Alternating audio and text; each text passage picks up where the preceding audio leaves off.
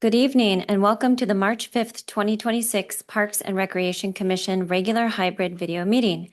The time is now 5:01. I am Ashley Hay, Parks and Recreation Commission Chair. Tonight's Parks and Recreation Commission meeting is being brought to you in person at the Mercer Island Community and Event Center and by Zoom. The Zoom video of this meeting is being recorded and will be uploaded to the city's YouTube channel later this week. Welcome to all and thank you for joining us tonight. Commissioners, please turn on your microphones. Will the city staff please call the roll? Thank you, Chair. Commissioner Cohen. Here. Commissioner Markson.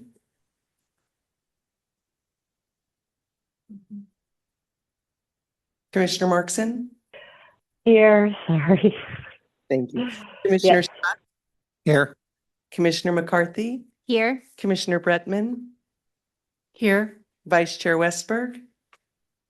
Chair Hay. Here. Thank you, Chair. City staff, is there anyone who has signed up for appearances that wishes to address the commission? Yes, Chair, we have 4 public appearances tonight. Okay, thank you.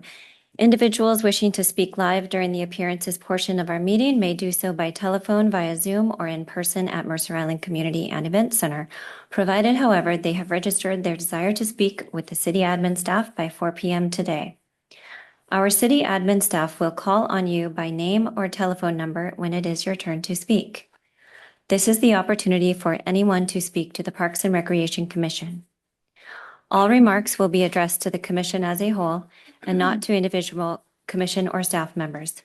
If any person makes personal, impertinent, or slanderous remarks, or who becomes boisterous, threatening, or personally abusive while addressing the commission, I may request that the person leave the meeting. When it is your turn to address the commission, be sure to speak audibly and state your name for the record. Your comments will be limited to 3 minutes. Once your time has expired, I will thank you for your comments and move to the next speaker or the first item of business. City staff, please admit the first speaker. Thank you, Chair. John Hamer.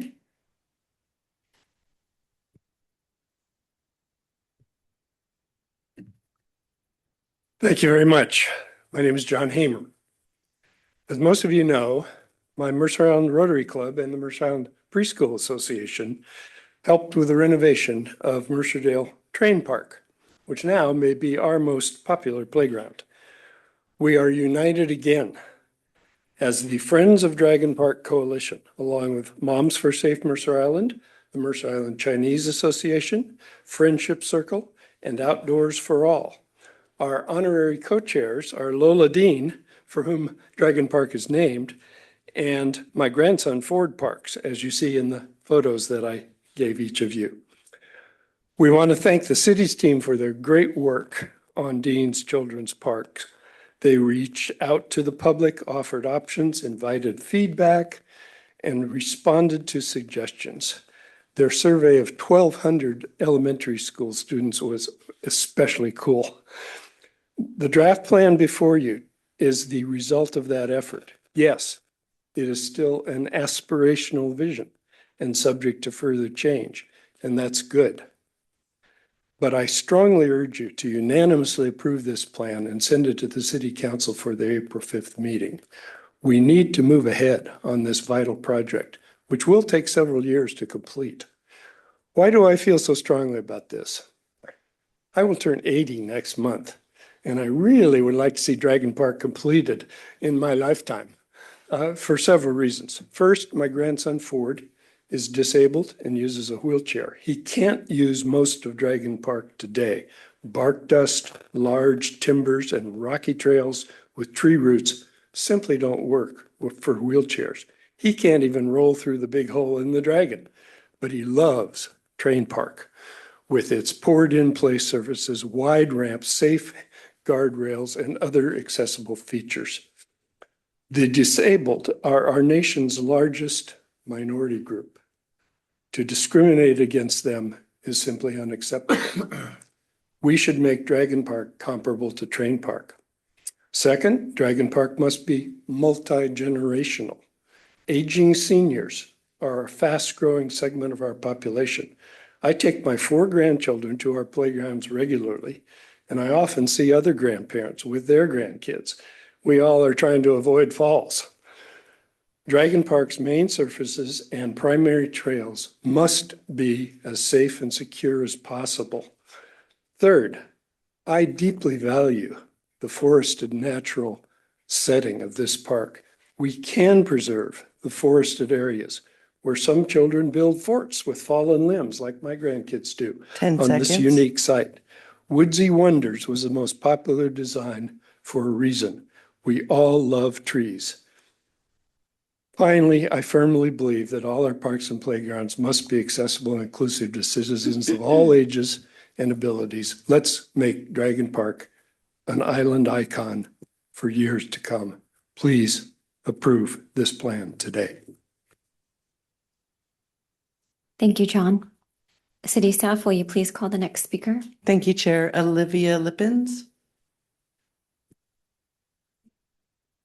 Hi, good evening. Olivia Lippens, Mercer Island resident, mom of 3 school-age kids, and co-chair of Friends of Dragon Park. I brought my trusty sidekick, Monroe, with me, who has been at every single Dragon Park Coalition meeting that we've had. And that's saying something. From the time that we started off by meeting with Lola Dean, who's the namesake of the park, to start talking about all of our thoughts and hopes and dreams. Onto the coalition building that we've done. And I actually have 4 pages that I wanted to read to you guys, but I'm just going to speak from the heart tonight because it's really just a note of gratitude to city staff for what I would express as unprecedented outreach to the community to come up with the site plan that was put before you at the last commission meeting. It's not my first time at the rodeo. We helped build Mercerdale Park, which was so fun. But this process has been a lot more outreach and a lot more asking of the community for their involvement, their hopes and dreams, because this park holds a really special place in everyone's heart, from people who moved here in their 30s, like me, to people who have grown up on the island. I just wanted to say that I feel great gratitude to the city staff for that amazing outreach that is the cornerstone of the site plan that you approved at the last meeting that you had. And I also just want to thank the commission for volunteering to help make our parks amazing, because this is what a lot of us live here for. At the cornerstone of our approach to the renovation is to make sure that we have a fully inclusive and accessible park while maintaining the magical woodland forest of Dean's Children's Park. It's really, really important that all of our friends can play alongside of us. And I think that it is very reflective of our values as a community whole. So I think moving forward in any capacity that doesn't allow all of our buddies to show up, whether they are in walkers, which you're not going to be anytime soon. He sent me a picture of a walker the other day. Whether you are in a walker or a wheelchair, or you're showing up with your 2 feet, we want all of our friends there. And I just think that this is such a joyful moment for the city of Mercer Island and all of our friends who are like us or maybe not like us, but they will be with us. So thanks so much. And we are super excited to move this on to council so we can start the hard work of getting this park built. Thank you so much. Thank you, Olivia. City staff, will you please call the next speaker? Thank you, Chair. Julie Day.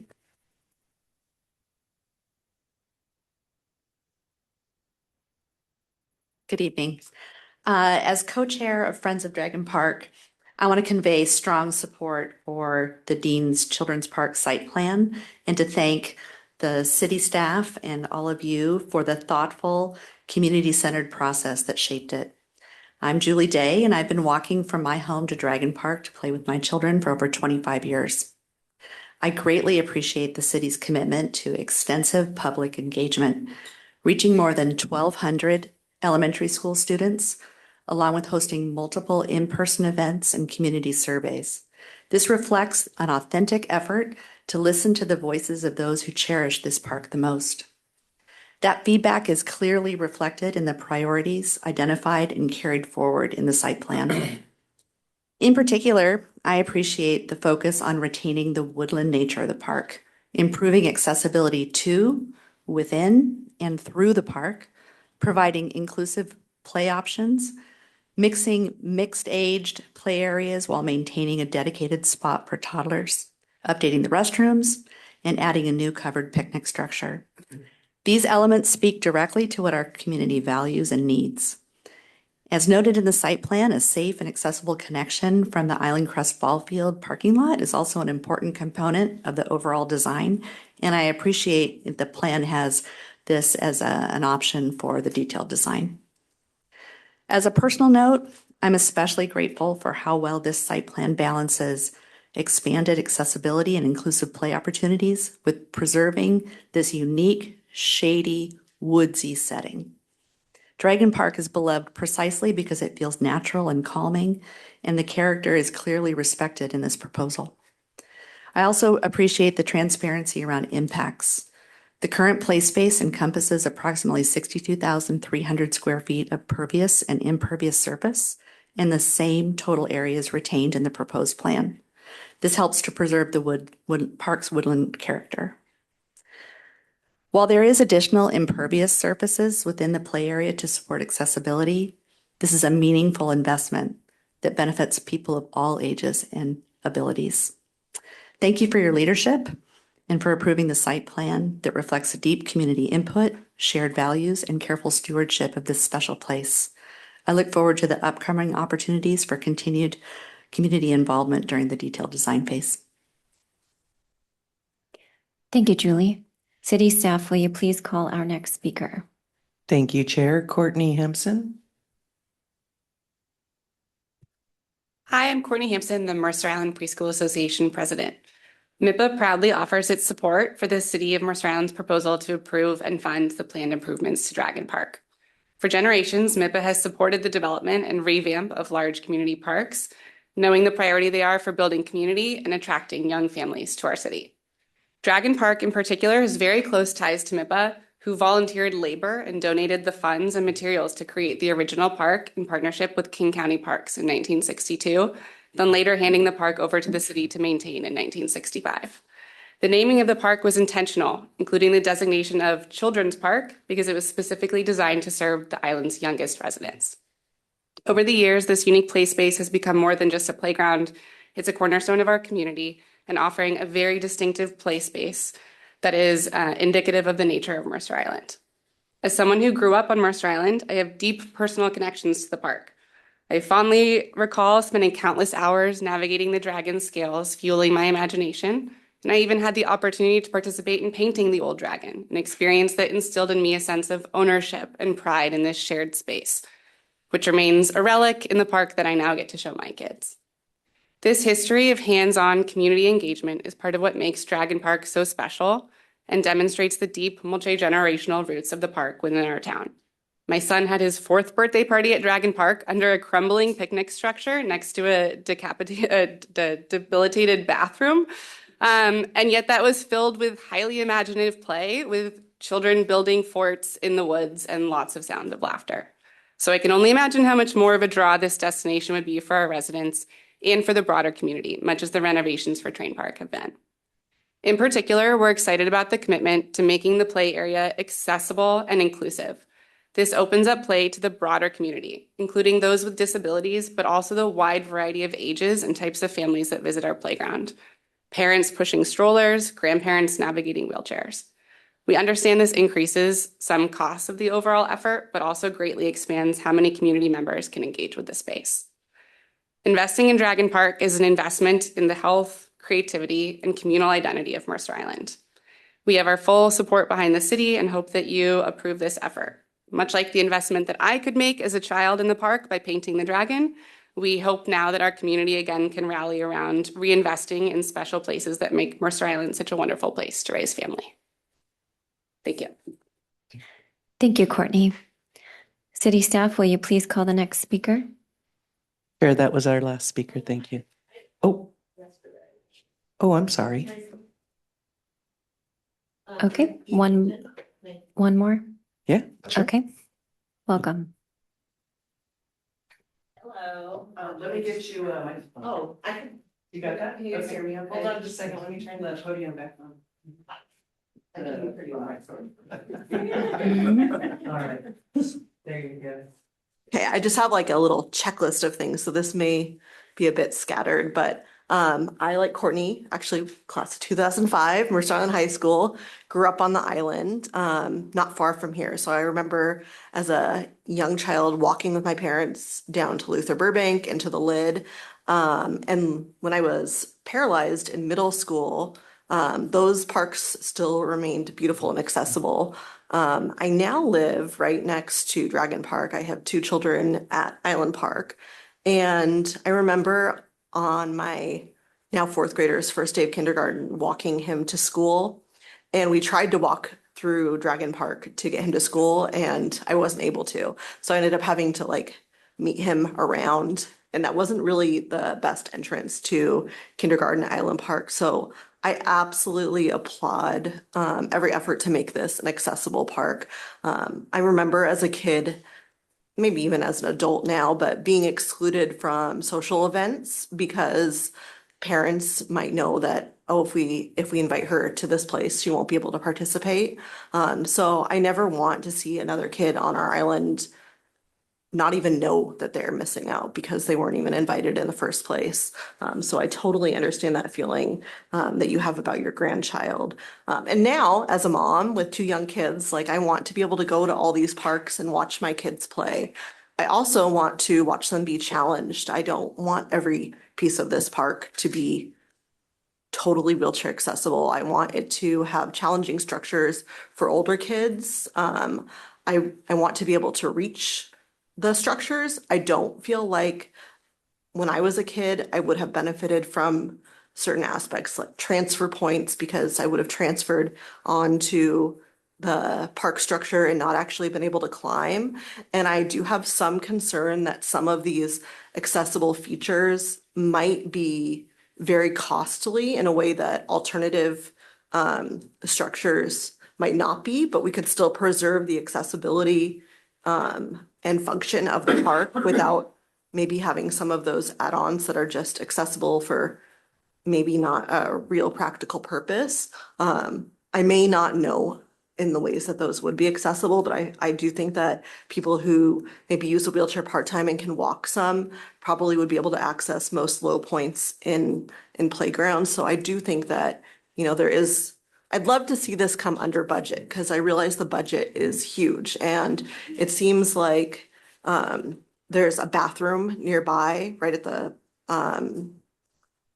ballpark. So, maybe even the bathroom doesn't need to be added on. I don't know. I haven't delved deep enough, but I mostly want to see this pass because this park is completely inaccessible, probably the least accessible of all the parks on the island. It's also, I think, the most beautiful park, maybe second to Luther Burbank right here. It has a unique wood structure. I tried to Google forested playgrounds and I couldn't find anything, any photos of anything that's like the park we have here. And I think we really need to preserve that nature. And also, I want to note that preserving that nature is part of accessibility because it's very hard as someone who has mobility challenges to access nature and to access the deep woods. So to actually as much be able to preserve being in the nature and not removing trees, I would, and maybe not like having a huge open space and really feeling enclosed in the woods, I think is something to strive for. 10 seconds. That's all. Thank you, Eve. If there are no further appearances, we will move on to the first item of business. Okay, the first item on the agenda is the staff liaison report and planning schedule update. We welcome Recreation Manager Ryan Daly.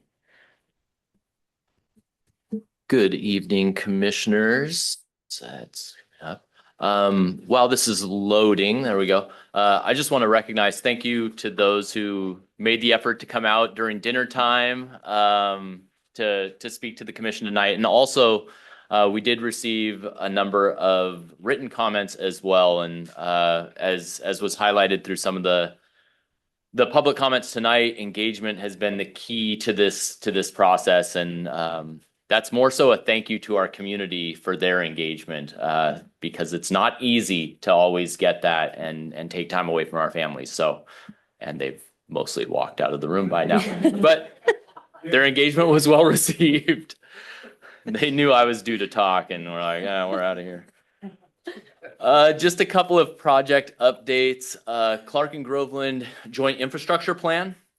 This week, staff kicked off another round of targeted engagement to collect youth and teen input for opportunities at Groveland Beach. Staff met with the high school radio station and will be back next Tuesday to further promote the project on Breakfast with the Bridge or Breakfast on the Bridge. We also launched a new youth-only survey to collect feedback on the sand volleyball court and other ideas for hangout space at Groveland. So far, received 40 responses, which is some of you who have teenagers, trying to get a response out of them is generally difficult as it is. So this is great. Sarah Bluvis is the project manager here and is doing an excellent job of engaging this teen demographic. Results of this outreach effort will be shared with the PRC on March 26th when we begin discussing the preferred plan for those parks. Actually, if I can give a push, and I will email this out to the commission, we are pushing that youth only aspect. We know a lot of parents like to chime in about what they'd like to see with the youth, but we really would like this to be youth focused. I'm going to email this out to the commission, the link, so that you can share it with teenagers that you may be in contact with so that we can gather additional input. So I just wanted to come back to that real quick. Thank you. Spring maintenance, I will steal Sam's thunder. There's two pictures of ball fields. That's Island Crest Park. We got into a situation this year where the work that was done by the park maintenance team ahead of winter really preserved these ball fields. And so there was some tarps put along the outfield, specifically on Island Crest Park. That kept a lot of the water from coming off of the grass onto the field, which then, as soon as the sun came out, which in these great pictures it did last week, they were able to jump on those fields right away. And I'm proud to say that the team I coach was actually one of the first user groups out here, and the field was just in amazing condition. The efforts that were put in by the park maintenance team to get these fields playable has a real direct impact on our ability on the recreation side of the house to rent out those fields. And as the commission heard from a couple of meetings ago, business is booming. And so being able to accommodate these users, even on like a night like tonight when it rained yesterday, getting those teams out there and not having these subsequent rainouts is just outstanding. So excellent opportunity for the Island youth to be able to get out there, and a huge aspect of Sam's team's work. Sam, is there anything else that I should be adding to that? A lot of the guys are ball players, so they understand what the fields need. Awesome. So spring is here. We're excited. We're excited as we go forward.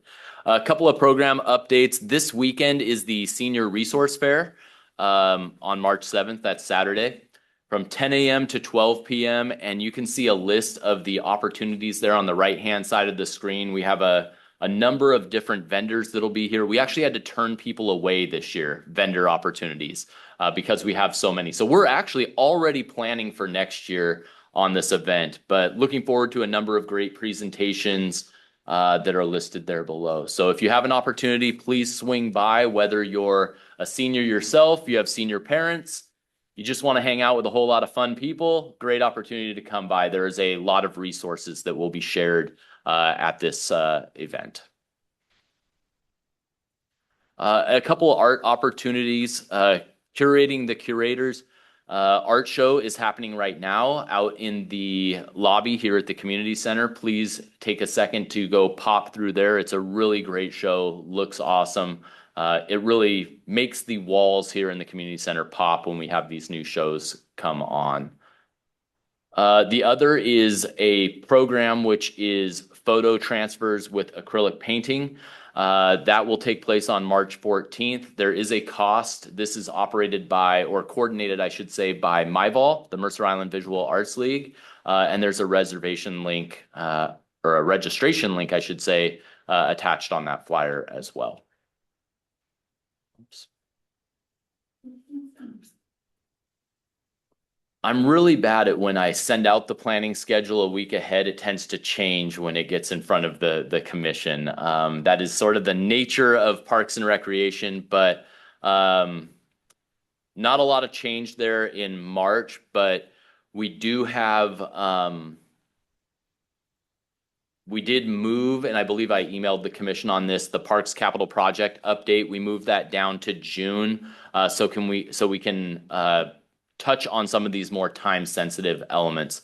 The Clark and Groveland Joint Infrastructure Plan, that will be a pretty major topic, similar to Dean's Children's Playground, and we want to make sure we're dedicating commission time as well as staff time to those items. So through July, that is how we are laid out. And then finally, how about those Super Bowl champions? We haven't met since the Seahawks won the Super Bowl, and I'm still riding high. So thank you. Thank you, Ryan. I have a quick question about the survey. And it sounds like Peter has a question also. When is that survey closing? The youth volleyball survey?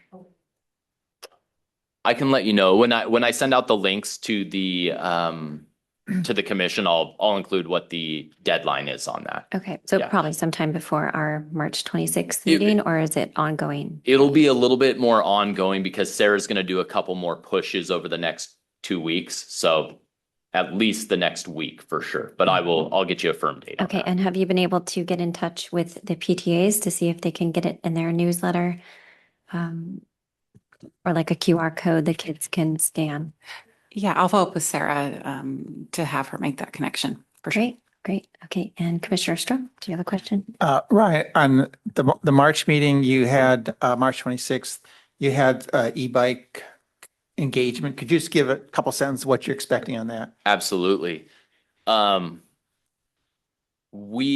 will be coming forward with our engagement plan. That's going to include a number of dates and opportunities for us to get out in the public to engage. What we're going to be looking for from the commission is, one, does it look like it's going to give you the volume of information that you need to help move this process along? So when you get that agenda bill, it'll have some triggering questions that we're going to look for to really make sure that we're getting you the information that you're looking for. So it won't be a super robust plan.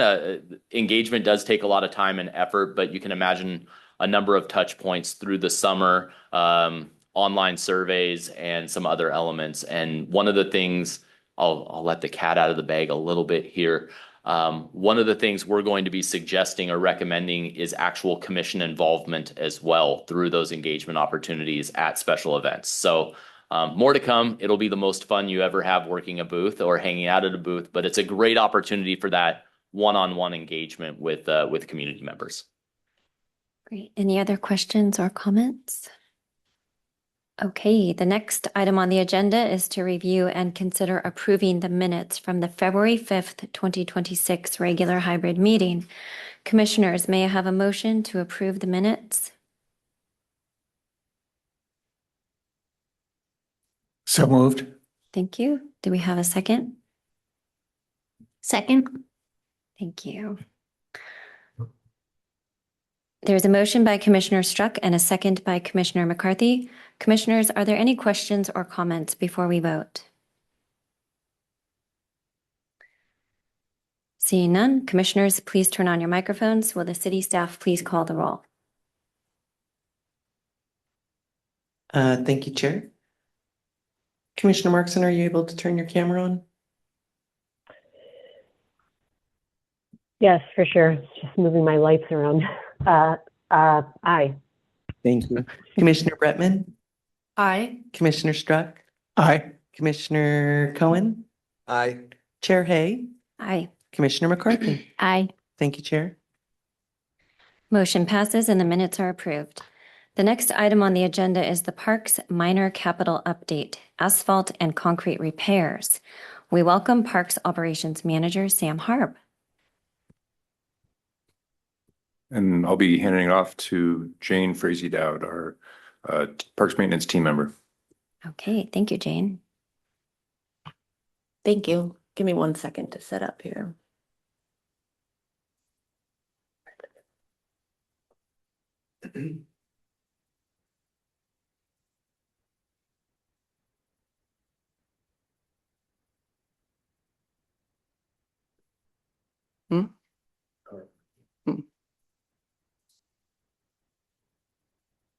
Okay. Good evening, Commissioners. I'm excited to share a Parks Minor Capital update from our asphalt and concrete work done last fall across the park system. We're going to go through the background of the project, walk through our assessment and how we created the scope of work, touch on a few unique sites, and finish with our conclusions, and then open up for questions. Maintaining the integrity and surface of our concrete and asphalt benefits our parks users and community by improving safety and accessibility, and in the long term is cost effective. In our parks recreation and open space plan, there are 2 goals that this work was helped fulfill. Goal number 1 is to provide high quality, welcoming, inclusive parks and recreation system that meets community needs now and in the future. And goal 2 states is to provide the Mercer Island community with safe, well-maintained parks and recreation facilities. The Parks Minor Capital budget is allocated from the Capital Improvement Program, and this fund is used for projects that are too small for capital projects, but are more than ordinary maintenance would require. The 2 minor capital budgets used were the Luther Burbank Minor Capital and the Parks Minor Capital.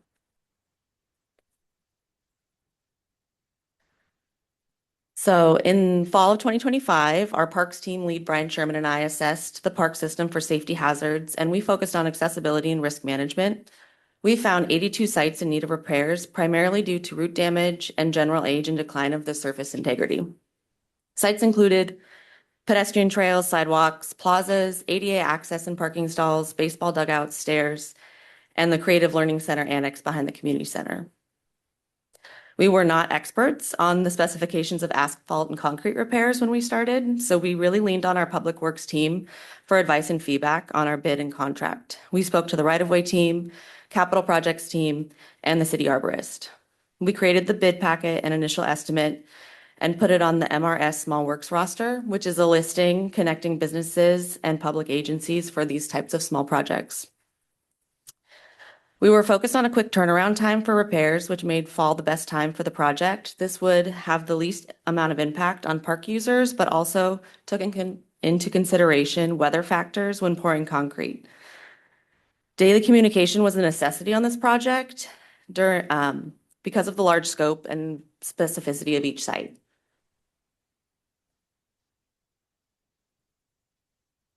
The project goal was to improve safety, increase accessibility while maintaining tree health within the parks. The following scope of work covered the work needed at the majority of the sites. However, after the initial removal of damaged surfacing, it was clear a few sites needed specialized work. So therefore, we issued a change order to incorporate these specific needs. The majority of the work entailed was to cut and remove damaged surfacing, remove roots or other intrusions, grind down any uneven concrete areas less than 2 inches, specifications around the preparation depth, support structures, and grade of surfacing for both asphalt and concrete, expansion of tree wells and backfill of 3-way topsoil for tree health. And then for specific sites, we required a site visit from a parks team member and Andy Prince, our arborist, to determine the best course of action moving forward. In the change order, we added some specific route remediation where we referenced the Seattle Department of Transportation's Trees and Sidewalks Operations Manual for their best recommendation.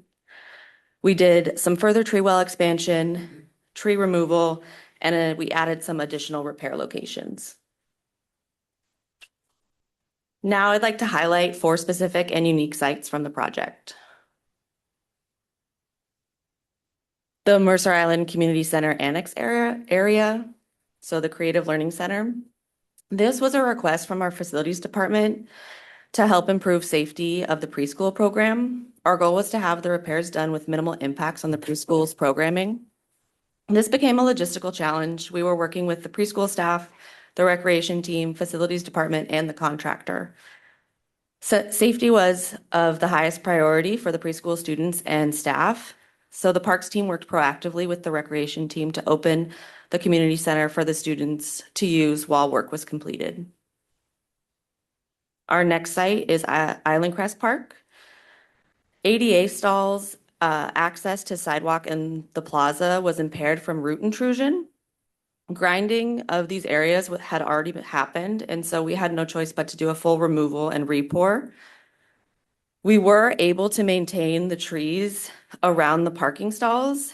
After consulting our arborist, this tree species specifically can withstand quite a bit of root removal and still maintain their integrity.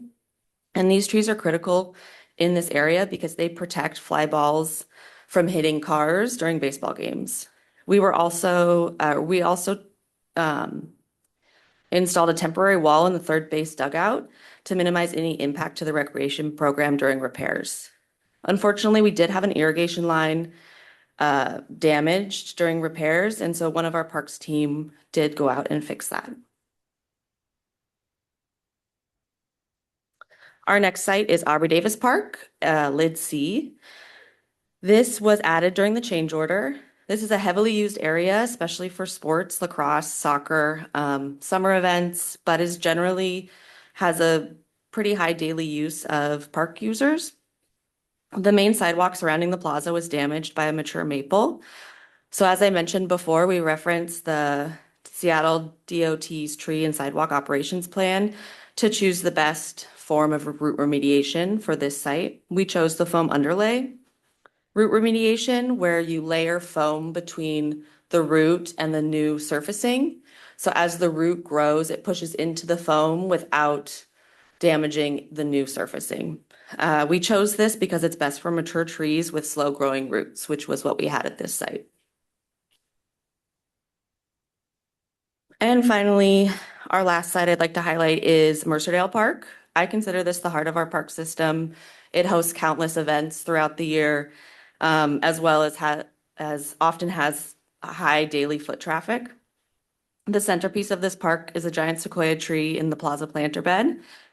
It has a massive main root measuring 36 by 4 feet, as you can see in the picture on the left. We chose to expand the planter bed adjacent to the tree to encompass some of the root area to allow for future root growth without damaging any new surfacing.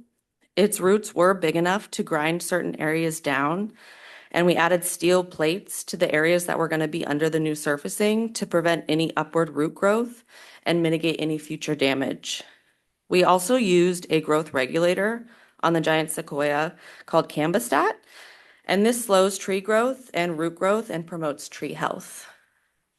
The third and fourth picture shows roots from the street trees along Mercerdale Park. Once these roots were exposed, it became clear that the root damage was too much to remediate for 2 of the 4 trees. The roots were too high and close to the surface to be ground down, and if we removed them, it would ruin the integrity of the trees, making them safety hazards.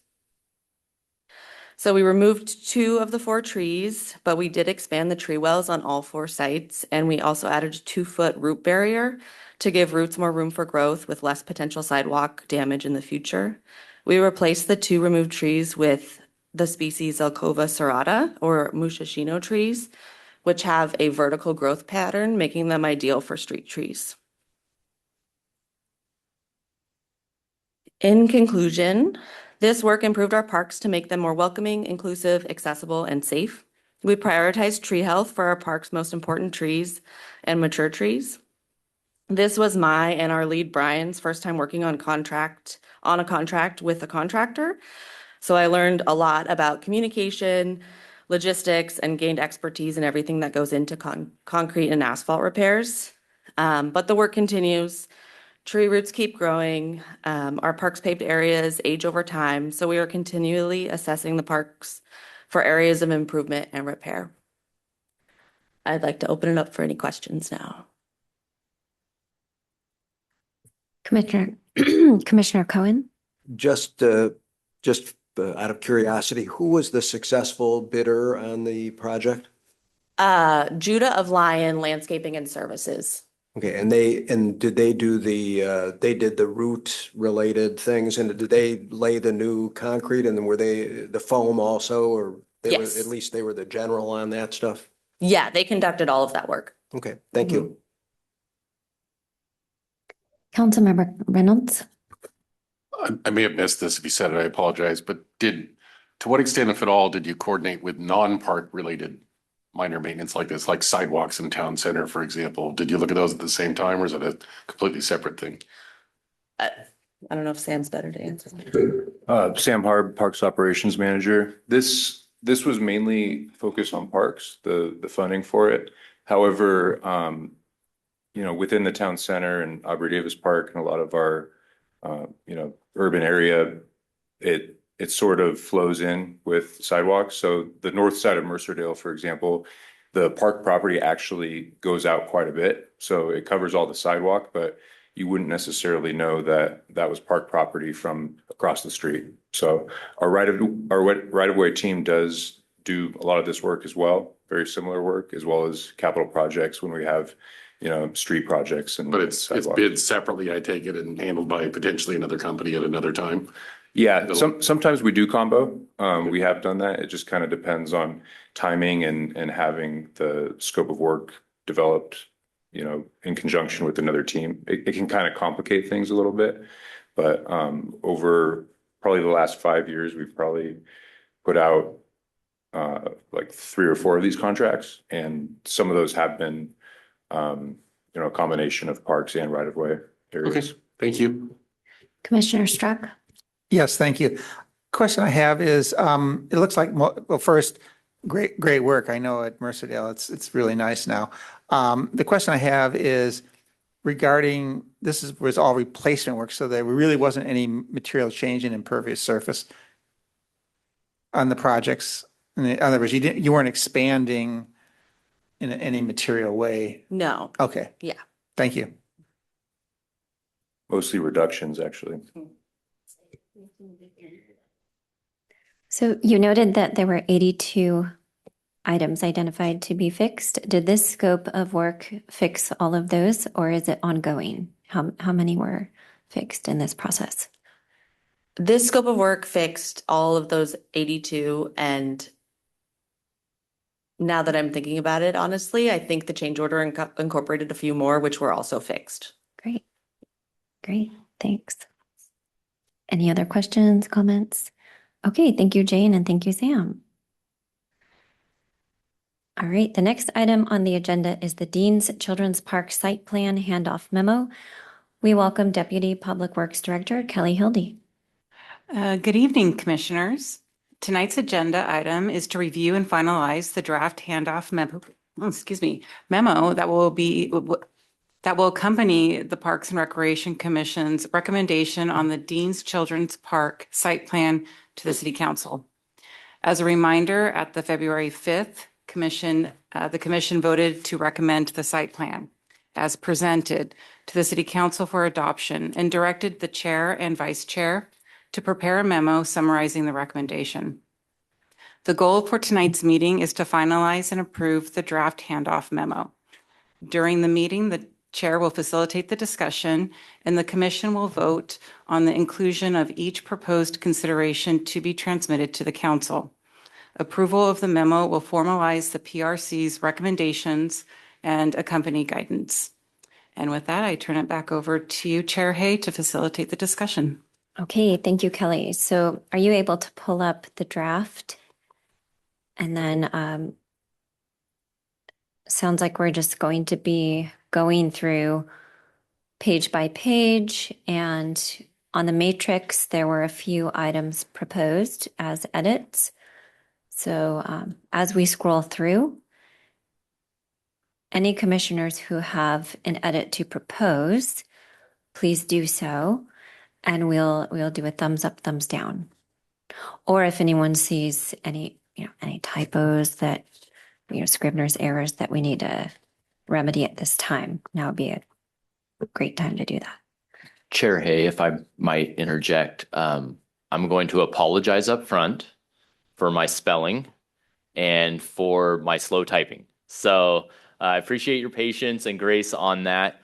What might be helpful is for us to work through maybe each paragraph, and if you wouldn't mind, Chair, leading us through that process, and I'll scroll, and then if somebody wants to say stop, I'll stop, and then we'll address it from there if that works for you. Mm-hmm.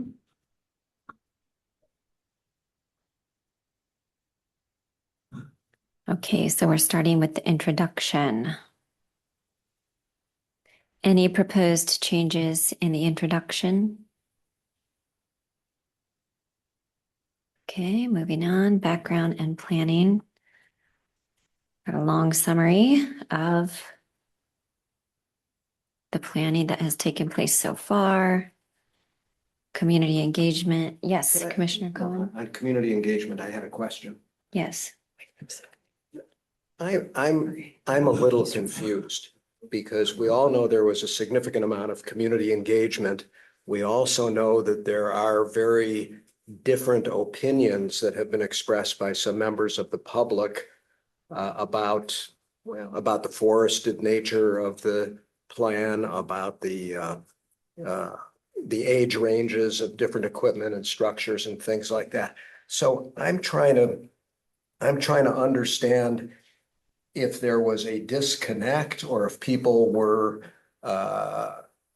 who weren't organized in a way, for example, that John Hamer's group were not paying as close attention to what, because I don't quite get it, because they're very strongly held views on both sides, and I respect all of them, but I don't understand why that is the case. I'm not even sure yet how I feel about it substantively, but I'm kind of a process freak on some of these things.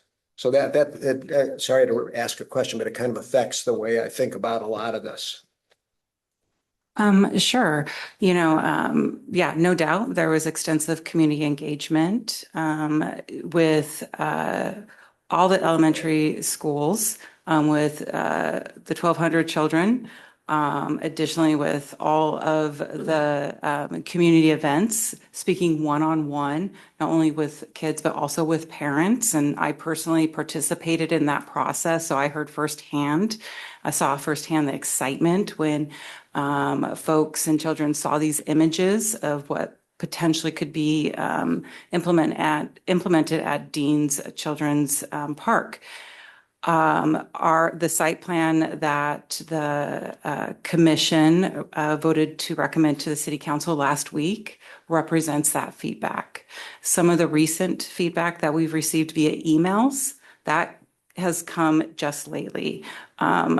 Those concerns were not a majority of the concerns that we heard during the community engagement process that occurred earlier this summer and in the fall. So yes, we are hearing some new feedback, but the site plan does represent the feedback we received prior to bringing it to the commission back in November and in February. So I'm very confident in the site plan and its implementation of the vision and the feedback we received from the community.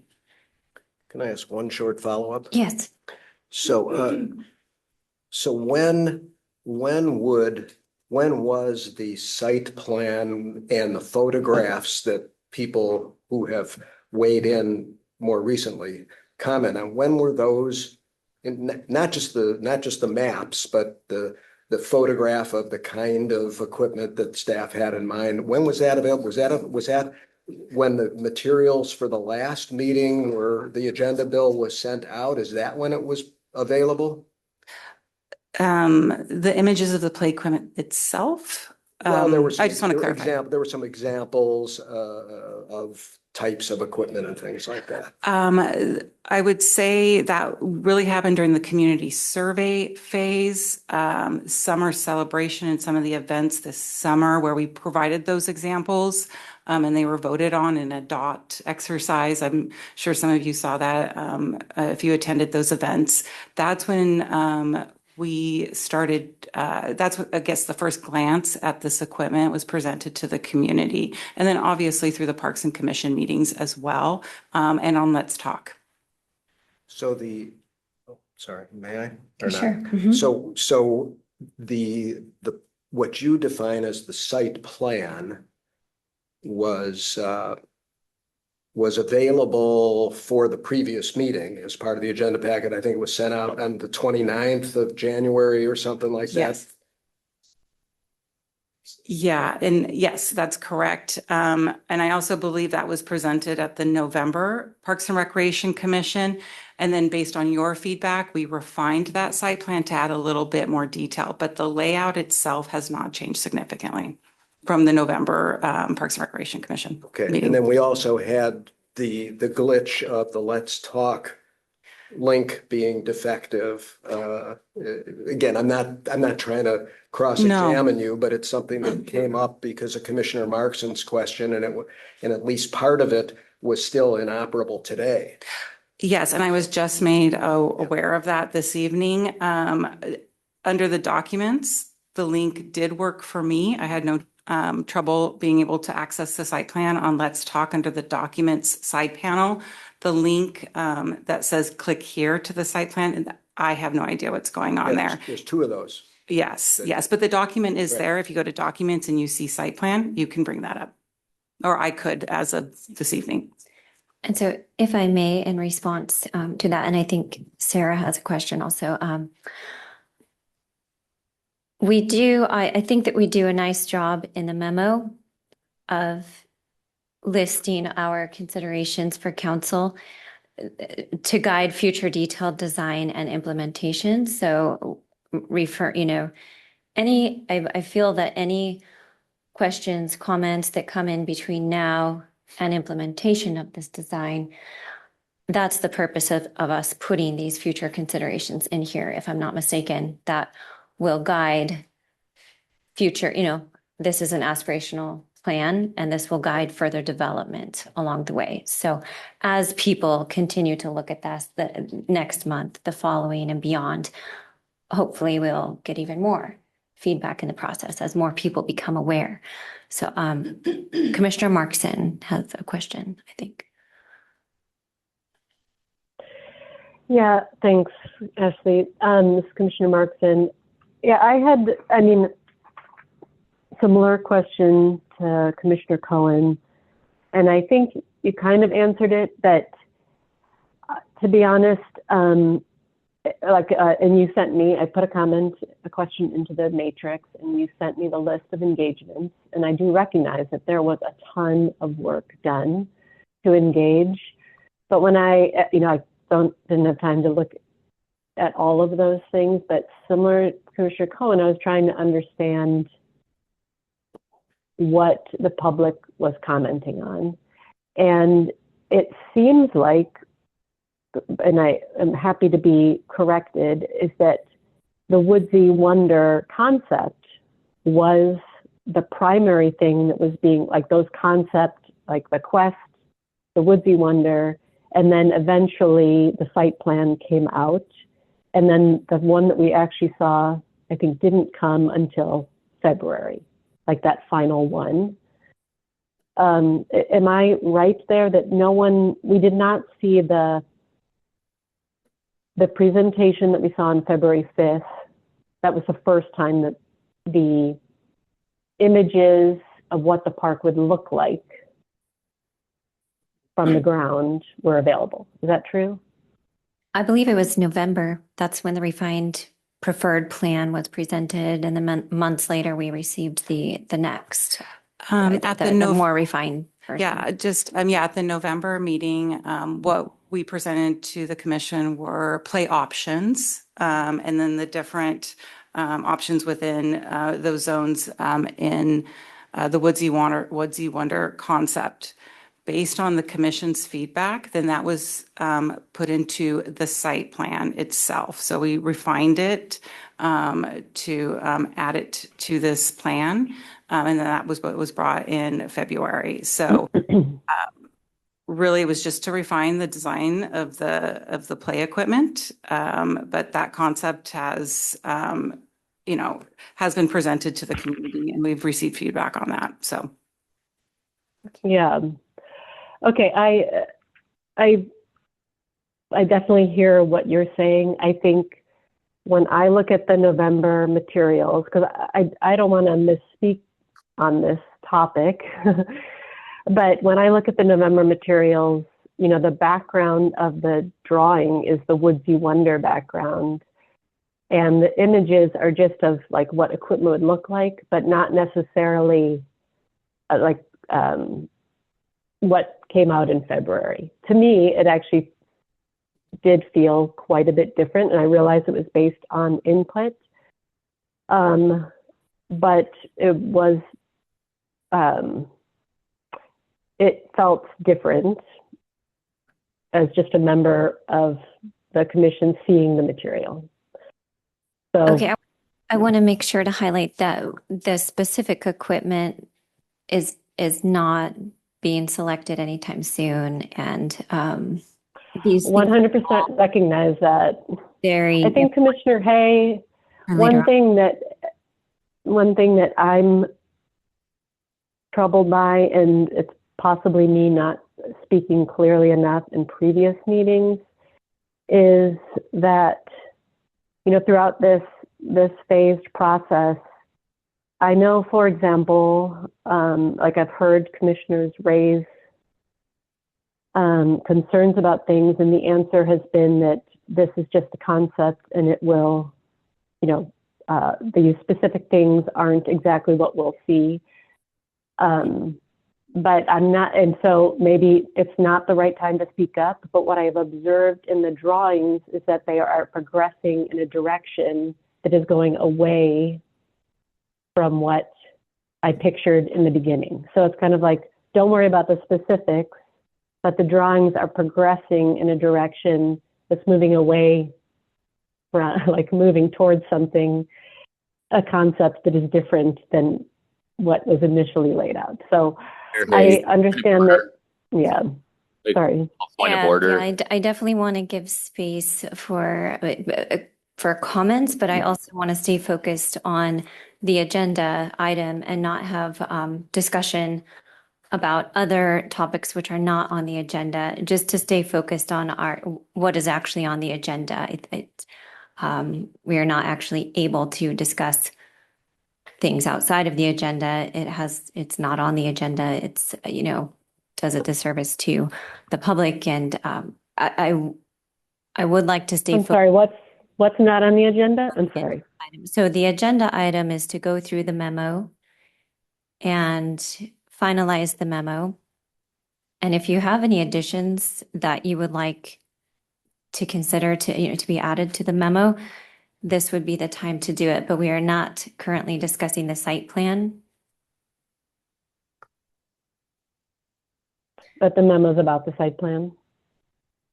And the memo describes the site plan as presented.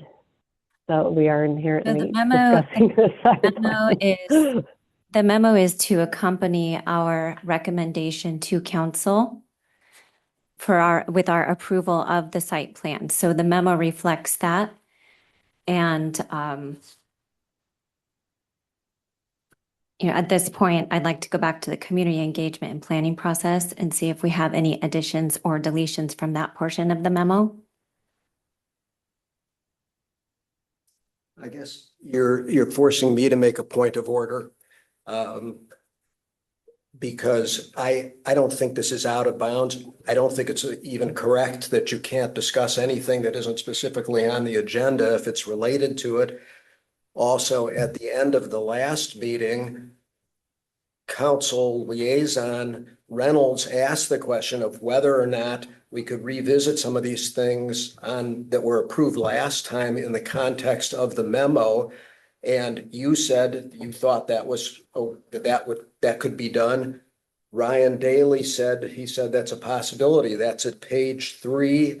I can give you the line number if you want. So, and that was before the vote. So people thought they could talk about these things. So saying that we can't talk about these things, I think, is doing a disservice to the community as a whole. I'm not criticizing you personally, but I think it's doing a disservice not to air these issues, no matter how we feel about the substantive issues. Sorry, yeah, I'm not following. I'm not following that discussion that you're referencing from the following meeting or from the previous meeting. But what I do know is that we will all be revisiting this at a later date once we have more detailed designs. And that was a conversation topic at the last meeting that was very important, that we see this again at 30%. And Commissioner Struck had an addition actually that I think, Ryan, have you captured it?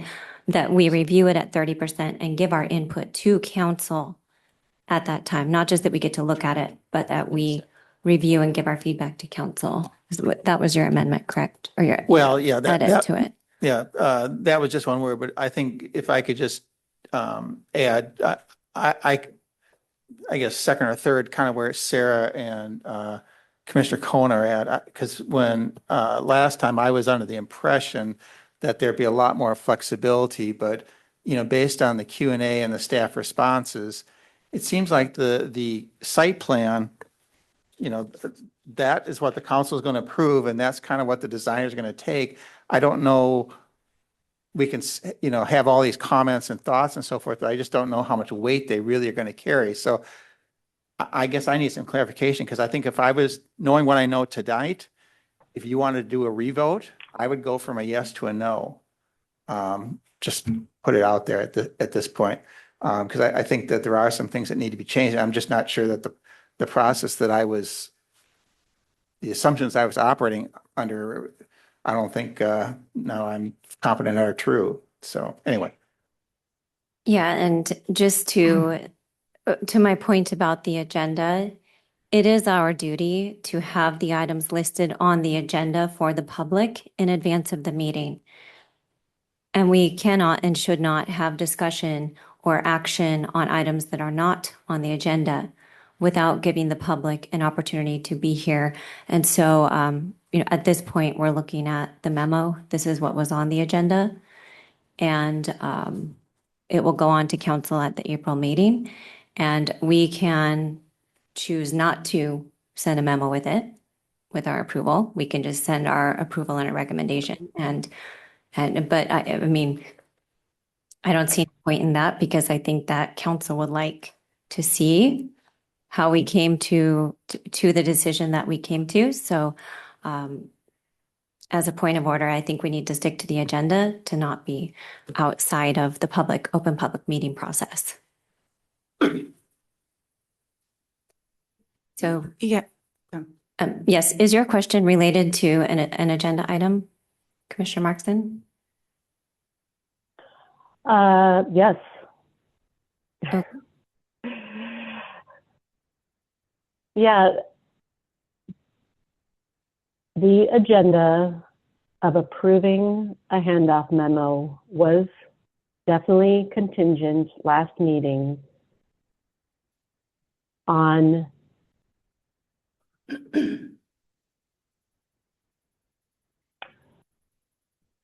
with an understanding that we could revisit our decision in regard to the memo. It was very clearly asked and answered at the previous meeting. So if our only option, you're saying, is to approve this memo or not approve this memo, I think I'd like to hear from city staff on some confirmation of that, so that we have better expectations on what's going to be happening when in our meetings. Because that was not how it was communicated during the last meeting. if I might respond. So at the last meeting, the Parks and Recreation Commission made a motion to approve for recommendation a site plan to the city council as presented. That was the motion, and that was where we were moving forward. Staff shared the opportunity to provide additional input would be through the memo. It was also specified that that memo should not contradict what was approved in the site plan. The purpose of the memo, if you would like to add additional items into that, that is a work product of the Parks and Recreation Commission. That's not staff. That's what you choose to input into that memo is the will of the commission. So I hope that that clarifies sort of the situation or where we are in the process. Kelly, would you be able to talk about the 30% design and where we are and what council may direct? Yes, so your recommendation will be presented to city council, and along with the the bullet points that you decide to include into that. City council will direct us to, based on your recommendation, one way or another. We would like to move this forward so we can start implementation. This has been a very long process. Like I said, we've done a lot of community engagement. We feel this site plan reflects that community engagement. I'm 100% confident in that. I believe in the recommendation letter, there will be further community engagement, but it's going to be very specific community engagement. It's going to be looking at that play equipment. What you see, even in those concept images that you saw at the February meeting, it may not exactly be like that. This is where we have to further the design. We have to go through that process. We have to make sure what is selected fits within the framework that is in this site plan. That will come back to the commission at 30% design, along with community engagement and the feedback we hear on that equipment to ensure that we are implementing the site plan. That's what's important. We cannot contradict future design and implementation with the site plan. So there will be further community engagement, and there will be further touch points with the Parks and Recreation Commission. It does not end tonight. Just to clarify and restate what you said, and also what the memo says is that the only feedback we will be able to provide is whether what the new designs that you do with a 30% phase confirm alignment with the site plan. So that's the only feedback from the last meeting well into the future that the Parks Commission will be allowed to provide. Am I understanding that? We are here to confirm alignment with the site plan in future meetings. Yes, I see you nodding. And that is the request being made that is in the memo. Yes. Okay. And establish community priorities is also in there. It says, confirm alignment with the adopted site plan and established community priorities, which we also have detailed above that and in the data. So. And just to clarify, that's a recommendation from the Parks and Recreation Commission to the city council, who then decides which way. And so that's the language that's important that we review tonight so that we can be specific with the city council on what we're encouraging them to revisit or additional engagement and things of that nature as we go forward. So exactly. And to that point, we could actually, if the commission desires to do so, we could suggest that a community survey occur at 30%. That's something we could add for the council to consider. If we want the community to see this at 30% and give additional input, that is something that can be added. Just because we ask for it doesn't mean it's definitely going to happen, but we can ask council to consider that. because ultimately they make the call. Okay, so going back to the memo, community engagement and Commissioner planning Hay, process. I Any, keep raising my hand. I don't think you can see me. May I be yep. allowed to comment, to ask a question? Is it related to the memo? Yes, it's related to the Yes, memo. thank you.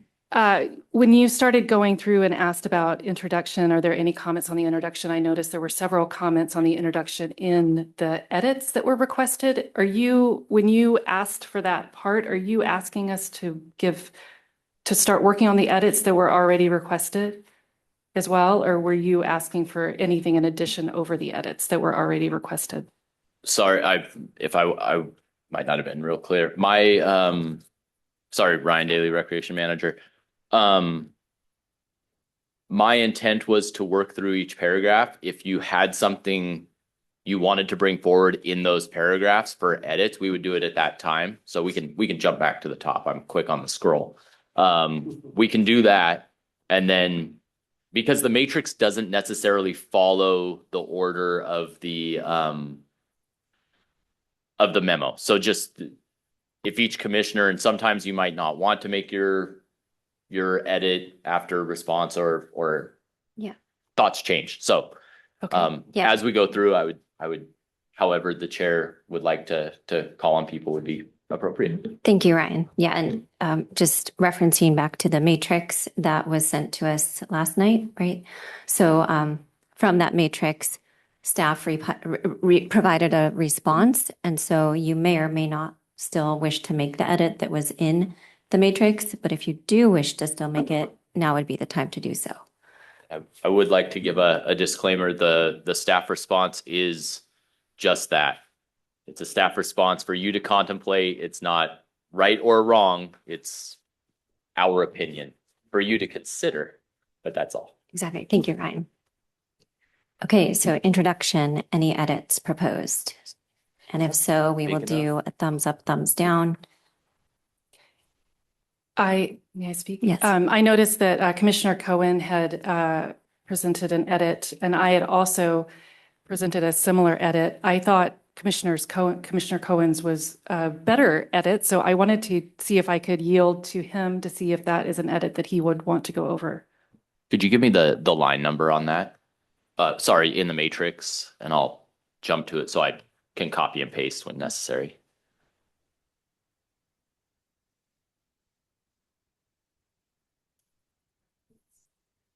Or I might beat you to it.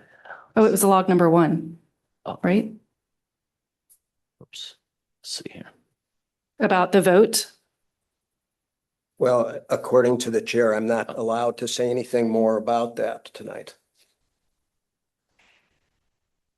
I think because it's concerning I believe Commissioner Bretman is referencing one of the items from the matrix. Is that correct? Yes, I'm referring to log number 1 from the matrix, Commissioner Cohen, in which you recommended amending the memo. And I do think we are able to request amendments to the memo tonight, if I understand correctly. So I thought your amendment was more thorough than mine. So I wanted to first discuss yours before discussing mine, if that's possible. Well, I don't think my number 1 was as much an amendment as much as a question. So I don't know. And just to clarify, I wasn't suggesting in number 1 and number 2 that you go back and start from the beginning and come up with new site plans. I was talking about modifications to the site plan. Are there any that could be made and you would still accomplish the inclusivity goals, but you would also increase the forested natural character and increase the age range kind of things. And I think what your answer to this was, although we didn't specifically say it there, is that those are the kinds of things you'll be considering as we go along, and they're referenced later on as things that we're asking the council to keep in mind.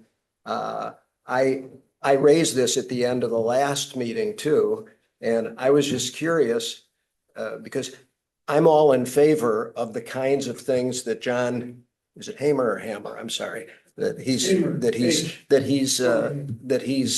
proposed and his group for all the reasons that I won't go through again. But I haven't heard yet whether there are things that could be done and still achieve those goals and also meet some of the concerns that at least a couple of us expressed the last time, and several people have expressed in comments since then. So, but I don't know, Commissioner Bretman, I'm not sure that was I'm not sure that 1 and 2, from my point of view, were actually suggested edits. I was looking at page 3. Yeah, on the matrix and then it says log And 1. Commissioner Markson, I see your hand up. Do you have a question or comment? They just made that there's 2 row 1s in the log. That's why it's confusing. Yeah, but she's suggesting put that into the Suggested edits. Oh, Yeah. I see what you're talking about. You're talking about what I suggested maybe put in on page 3 about the last meeting. And I don't care where it goes. I sort of was looking for a spot that would make sense, and I thought that it made more sense after some of the discussion than to come right out of the box on the memo. So I don't feel, I didn't think about putting anything from my initial 1s and 2s here. I mean, I'm sorry, for the long one, I didn't think about putting that earlier in the memo.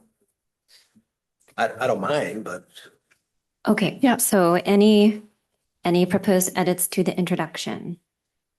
Yes, I would propose that we use a language that Commissioner Cohen suggested that be added somewhere in the memo to the first page and in the introduction. After we mentioned that the vote had taken place and all of the engagement that had happened, that we also make sure that we communicate to the council that the vote was not was not a unanimous vote.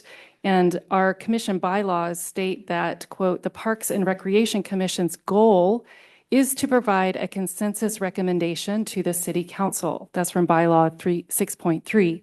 So since this is our goal as a commission, I'm concerned that the city council will assume that the vote was unanimous if we do not provide the vote tally. I think it's very important that the city council know, as they consider the site plan, that there were vastly differing opinions within the commission. So I would propose putting Commissioner Cohen's paragraph there within the introduction, just to set the stage for the rest of the memo. Okay, Ryan, are you able to bring up that portion of the matrix?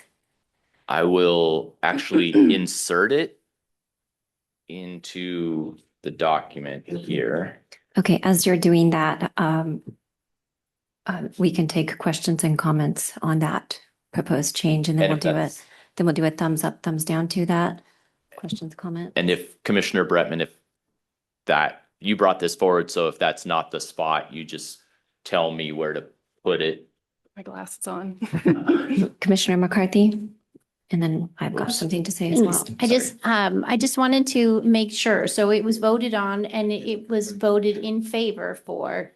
And even though there were some people that didn't agree with it, I still feel like it was voted in favor for. I'm not against putting this in. I don't feel like it should go into the introduction. I think this should be farther down because overall it was still approved by us. I think that where Commissioner Cohen suggested would be a more appropriate place to put something like this if we put it into the report. Okay, so my thoughts on this are, there are a few. We are sending a consensus vote forward, and that's why we typically do not reference the vote.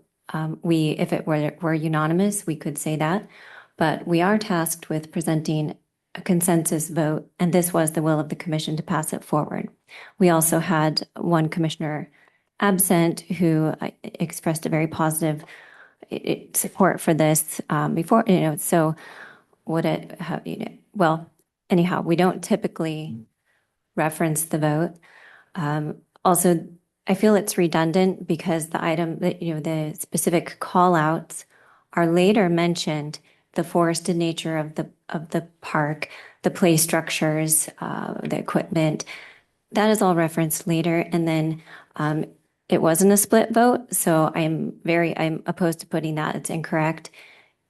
It was a majority vote and it was the consensus.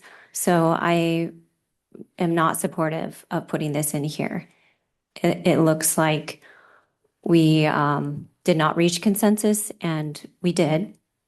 And oftentimes on a board and a commission, there have been times, sometimes I've been the lone one vote, and we still send the memo forward that this is our recommendation because that's what we've decided as a board, as a commission. So with all of the good work that's been done and detailed throughout the 4 pages of this, this is not the way to start a memo that passes along a recommendation, in my opinion. So it's no for me. But any other questions and comments before Commissioner Markson? Thank you. I have only been on this commission, and I definitely remember seeing recommendations that included the vote in our letters to the city council. So just wanted to be clear of that. And I thought I read in Ryan's email that we would do thumbs up, thumbs down on edits. We will. Is that true? Yes, absolutely. Okay. Before we do that, I'd love to give everyone a chance to comment. And yes. I'm not going to make any opinion on where this belongs in the memo. That's totally up to you. Actually, all this is obviously up to you. But I will say, to the extent that there are strongly felt minority views on the commission, I think the council will be very interested in hearing those. That's my prediction. Okay, well, what should we do about we cannot send something along with incorrect information. If we are intending to do this, then we've got to strike portions of this. But let's go ahead and Ryan, do you have any considerations that we should keep in mind if we're planning to add this? I'll respond or tag on to Councilmember Reynolds' point. If a segment of the minority voting group wanted to submit their own letter to the city council, that's something that has occurred before. I think we've called them like a minority report or something along those lines. That's an appropriate way to convey your rationale if you voted on the minority side as well. So just wanted to always provide as many tools as you possibly can.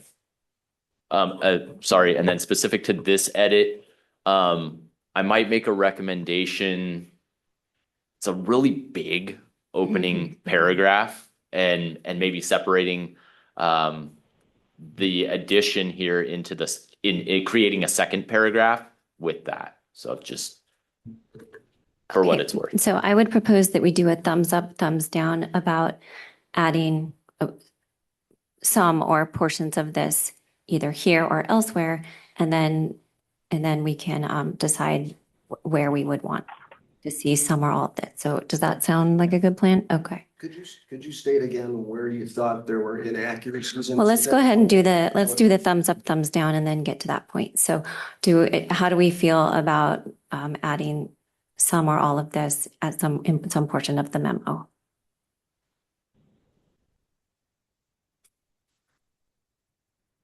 Okay, I see 4 thumbs up, 2 down. Okay, so we will consider adding some or all of this. It's got to be correct, so we've got to remove the split vote. And then, right, we can't send this along with incorrect information. I think that noting the vote is, yep, I think that's accurate. I think we need to add that 1 commissioner was absent. I'm just proofing this for accuracy at this point, not a personal opinion. do we have thoughts about where we want to see this, either in the introduction On or? your points, so if we were going to revise this, regardless of where it went, we would say, I'm not saying you agree with this, a vote of 4 in favor and 2 opposed, parentheses, with 1 absent. With one commissioner. One commissioner absent. Absent. And then at the end, you would suggest deleting regardless of the split vote. That's okay with me. You can delete that. I was trying to just give just a transition sort of rather than make a statement. And just for clarity, it was a majority vote. It was not a split vote. We did come to a decision. So that's why I would propose okay. removing That's okay. that sentence. I wasn't wedded to that. I was just trying to. Okay. Okay, so, oh yeah, deleting the last sentence. No. Deleting the first part, the first phrase. Yeah, exactly. Take Okay. split vote. And keeping the commission. Yes, yeah. That's, if it matters, that's okay with me. Should we make that a separate paragraph? Yeah, I would make it a separate paragraph, and I would make it paragraph 3 in the introduction. Yeah, I like that. Does that feel all right to move it below this paragraph here? Oh, sorry, where my cursor is, so move this paragraph below here. Is that the recommendation? Kelly, I really drew the short swan.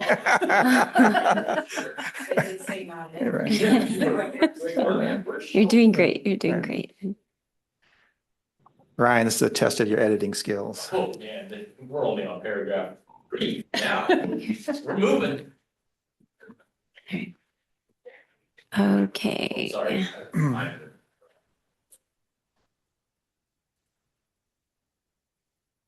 Can I get a thumbs up that we're in a good spot on this one to move forward? Yeah. Just that Looks we're good not to me. voting on it or anything, just that we're continuing down. Okay. Next section, background and planning process. I have a question on the first section, sorry. Yes. I wondered if in the second sentence of the first paragraph, where it says, we voted to recommend the plan following review of the public engagement process, design framework and long-term vision. Should we be more specific and say the site plan? Or because I know I asked the question in the matrix about which is the thing we're approving. And I heard exhibit 2, which I think is a 2-page map, like a front and back map kind of a thing. So I just want to be specific about what it is. Oh yeah. Is that so am I saying the right thing? And it is called the site plan, or in fact, this one says the overall site plan. I don't know. Absolutely. Staff would like to play the thumbs up game from over here as well. Okay. Do we have thumbs up on that? Okay, great. Thank you. Is it the overall site plan? I just want to know, not mix myself up in the future. That's great. That's a great clarification. Thank you. Okay. Okay, great. Next section, background and planning process. This is really just a summary of what city staff has done. Thank you. As well as the engagement and planning process. Also a summary of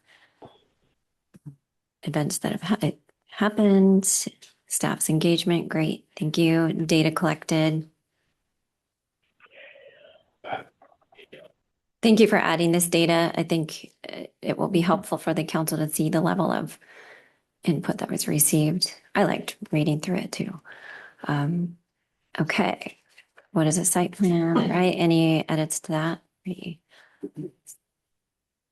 Just descriptive there. Okay. Site plan recommendation and future considerations. I have a comment. Yes. Maybe somewhere in here, picking up on one of your comments, Ashley, earlier, we should consider adding a reference that that additional community, well, two things, additional community engagement, if we wanted to include that, or in any event that additional community input will be considered in this process as it goes along. Um, Okay, yep, so that would be in the 3A section, I believe, and we can do a thumbs up, thumbs down if we want to specify that we would like council to consider gathering community feedback at this point, either by way of a survey or. Did you want me to jump to Sure, number 3 while sure. we're on Yeah. that topic? Yep, down to the 30% bullet point, which is 3A. Yep. 3A. Let's see. Yep. How do we feel about adding something specific that we want community to see this? Thumbs up, thumbs down? Okay. And anyone want to take a stab at wording that in 3A? Read this.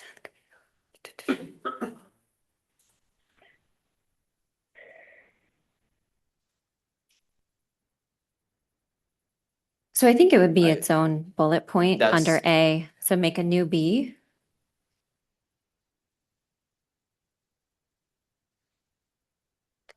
The commission requests that the community have an opportunity to review the 30% design and provide feedback.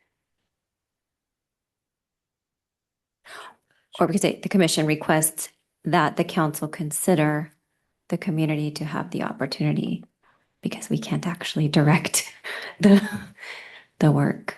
Commission requests that the city council.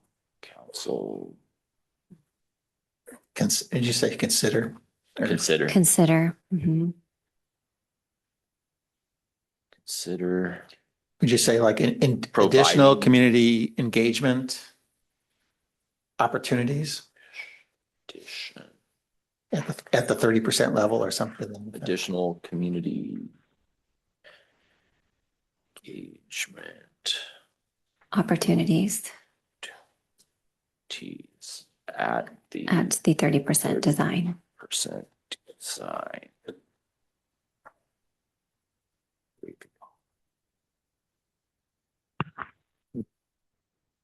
Commissioner Markson, you have your hand up. Yeah, I have a feeling you can't hear me very well. What I was saying with the site plan, and I don't think the edit made it in, is the site plan is labeled overall site plan. And then the second page of the site plan is labeled play equipment site plan. So I was suggesting we be specific with what we're recommending. And they should match the title on the drawings so we remember what we recommended. They don't have dates on them, but. Well, I mean, I guess going back to the original overall or site plan report, and then you could define it as being the plan and then the playground plan or something like that. Well, my understanding is it's not the report. That's why I'm. Yeah, I think we'd be defining the report as being the two components you just mentioned. No, the plan is it's two maps. Right. As I understand it. Right. And one is called the overall site plan and one is called the play equipment site plan. So can I ask for clarification? Are we going back to the first paragraph and amending the proposed overall site plan? Or sorry, that's what you wrote in red. And did you want to include and play equipment site plan, which is page 2 of that attachment? Oh, I think I see what you're asking, Sarah. Sorry, I didn't catch that before, but that's what you're asking. So then at the end of that first paragraph, we say, as outlined in the site plan report. So Kelly, just to clarify, council is also receiving a copy of this report. Is that correct? That is correct. So our recommendation is of the site plan that's referenced in the report. Is that right? Yes. That 2-page document. Yes. But this is also a standalone? So Yeah. So if we say site plan, then they know that it's this, correct? exactly, Okay, exactly. Okay, great, And then the report is just, it accompanies the site plan. great. Okay. So why wouldn't we drop a footnote or something somewhere that just did what Peter said and said, Yeah. the site plan itself consists of a two-page maps that are part of something or another, because no offense, but half of us can't understand what the site plan is that we approved. And so you can't expect the community who's paying less attention to understand. Okay, sorry. Yeah, I was not following because it's the only site plan that there is. So, Well, it's just like The we're council is approving smarter the than us, so they'll site figure it plan. out. Yeah. Okay. I wouldn't bet on So that. do we want a little footnote in the first time that we reference site plan where we say the site plan being, oh yeah, sure. Yep, that's good. Because all throughout the document, we reference site plan so we can define that the site plan is the overall site plan and the play equipment. What did we call it? Sorry, can I Yeah, clarify go ahead. this? Overall site plan and play equipment site plan. Commissioner Markson, does that help? Yeah, that's what I was trying to state. Or yeah, that's what I was trying to say. And I'm just looking at the second overall site plan that you have edited in row 4, and maybe you can take that out or something. I don't know. The commission voted at the meeting. The commission voted to recommend the plan, which is what you describe above. I mean, maybe we put in a parentheses, Yeah. which consists of the Right. overall site plan and the play equipment site plan, a parentheses plan, so that we shorten it. Right. We're not having to repeat that. That's a Right. great idea. Thank Yeah, you. yeah, great. Thank you. Okay. Thanks. So going back to the community input at the 30% design. I've got a small suggested revision to 3A, the 3A that's on there already. Okay, are we happy with 3B? Thumbs up, thumbs down? The new 3B. Yes, yes, yeah. Okay, great. And then going back to 3A? Well, this is just my uncertainty of what if we said here at the end, confirm alignment with the adopted site plan, establish community priorities, comma, and this memo. I mean, does that make sense, or is that overly, I mean, when we see what happens, I'm gonna go back and look at this memo. Because in the staff report at page 3, they said the purpose of the memo is to formalize the recommendation and the accompanying guidance. So the guidance in this memo is something that we want to at least encourage the council to follow. So that's why I wanted to at least think about a reference to and this memo and the guidance provided in this memo, whatever it is. Yeah, I mean, I was thinking the same thing that I will be pulling this memo out when we look at it the next time. So I think it would make sense to put that in there, especially if this is years later and it's not us sitting here, then we've got a document to inform the process. If I might, I think that the commissioner's suggestion here does help with looking back. It's exactly where we're trying to go, I think. So I think staff is supportive of that inclusion as well. As long as staff actually typed it up correctly. So I would ask Commissioner Cohen to take a peek. Perfect. Sarah, I see your hand up there. Do you have a question about that or comment? Oh, we can't hear you. I have a new thing, so go ahead and finish this. Did you have a question about 3A? No. On proposal to add and this memo? I think she's good. Oh, good. Okay. All right. No, I do not. Yeah. Okay.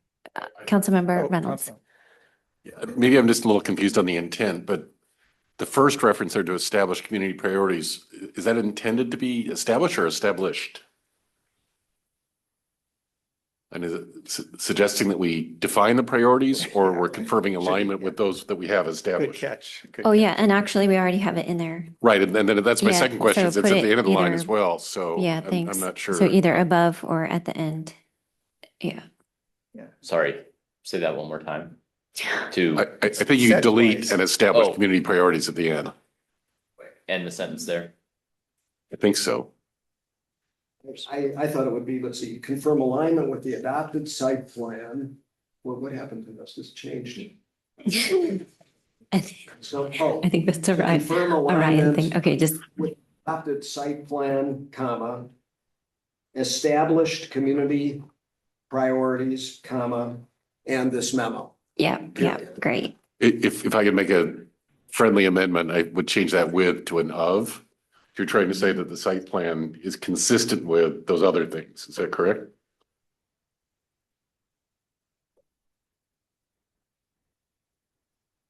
And then put with after With plan. established community Got it. alignment of with priorities. No, well, wait a minute. With, Is that, maybe that's not what you meant. I thought it was, but if you, No, I don't think so. We're gonna be looking at the 30% designs and seeing, or somebody's gonna be looking at it to confirm alignment with three things. oh, I understand. Three My things. apologies. Yeah, You're the saying adopted- alignment of the design with The- these the things. designs. Oh, okay, you're right. Ignore me. You were right. Alignment with, okay, with the adopted site plan, site plan, comma, Established community priorities. I put a comma after priorities because I'm a comma guy. I'm a comma guy as well. and this And then memo. delete And this delete me- the stuff after memo. Great, okay. And this memo period. Correct. Got it. What do we mean by established? Does that, I don't know, understand that term, established community priorities? What does that mean? Yeah, I would Do we look, just mean community priorities? I would look to Kelly on this, but in my opinion, this is the feedback that came out of the community engagement process Yes, and those guiding principles that you took to develop it. that is Is correct. that, okay. And so, sorry, can you scroll down? I'm trying to, we're going through this faster than I'm prepared for after struggling with the flu for 4 days. So I'm kind of falling behind. Okay, because then we ask for additional community engagement. So then where does that fit with the established? We have to add, you know what I mean? So that, No. yeah, I mean, oh yeah, sorry, go ahead. Sorry, Commissioner McCarthy. Commissioner McCarthy, I think it works because we want to encourage there to be additional community engagement We're over the re-engaging, years. yeah. Because this is going to be a long-term thing. So we want to make Mhm. sure that we are at the top of mind at that time of what the community engagement, the opportunities the community wants to see in the park. Right. But I mean, like what I just heard, maybe this wasn't the intent, is that established is what we heard before. And this just says get more engagement. It doesn't say that you then use it. It just says, make sure it matches what we heard the first time. And then So- just get more So if you information. eliminated, if you deleted established, that would take care of your concern because it Yeah, that's, would be community Right. priorities whenever and wherever they were articulated. Yeah, I like that. yeah, that's right. Yeah, great. Delete it. Mhm. Okay, our word count just went down by 1. We're still on 4 pages. Success. Okay. Brevity, yay. Okay. So I realize, sorry, Sorry, hand go up. That we kind of went past some of the edits that I proposed in the matrix. So, and I neglected to put the section. So let me just, you have to bear with me for a section.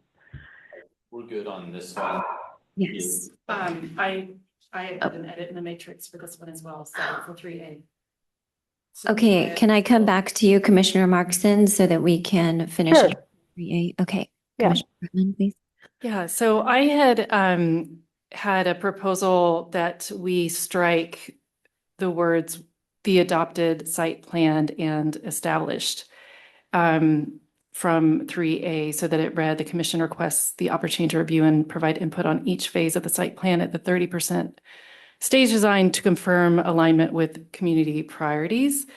So the problem that I see is that the PRC approved a site plan with specific equipment and equipment that is not listed, the equipment that is listed on the site plan, and specific surfacing that is also provided on the site plan. The commission did not make any amendments to the site plan. The only reason listed on the site plan that equipment can be changed is if the equipment becomes unavailable at the time of implementation. So conceivably, if the site, we would be in contradiction to the site plan if the staff were to bring back a proposal and we said, no, we want you to change that equipment, because that is actually in contradiction to the site plan, if I'm understanding this correctly. So as it's currently written, the only thing the commission can do is say if the design aligns with the site plan. And if I believe that the current site plan reflected the community priorities with regard to age focus, preserving the natural environment, adopting a natural look and feel that reflects the Woodsy Wonder concept, as well as phasing and cost, I would feel very comfortable with this process as a governance matter, right? Because we want to, as a governing sort of, we're not a governing body, but as an advising body, we want to be able to give you the freedom to be able to implement the plan with minimal interference from individual commissioners or from community members. And so in that sort of ideal, the staff could go back and implement the plan while standing firmly in the reality that the plan has the full support of the community and the commission. So I do think that's an ideal process, but unfortunately, I am very concerned about all of the concerns that we have heard from the community.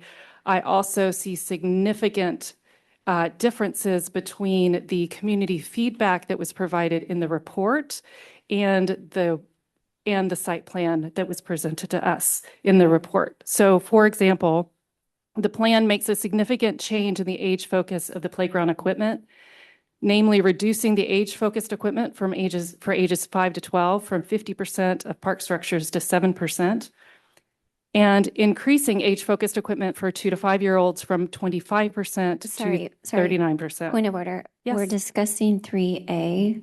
Yes. So I'm wondering if you have a specific, it sounds like you're wanting to remove the portion that says with the adopted site plan. Yep, that's what I'm asking for, and I'm giving my rationale for it. Okay. Am I Do able we to do that? have, I mean, I'm fine with that change as well, because I think the intent of the 30%, getting the feedback at 30% is to make sure it reflects the community priorities. So let's make the suggestion and then we can have questions and comments on that, and then thumbs up, thumbs down. Is that the proposed edit? So you don't want to hear the other concerns I have, which would be the reasons.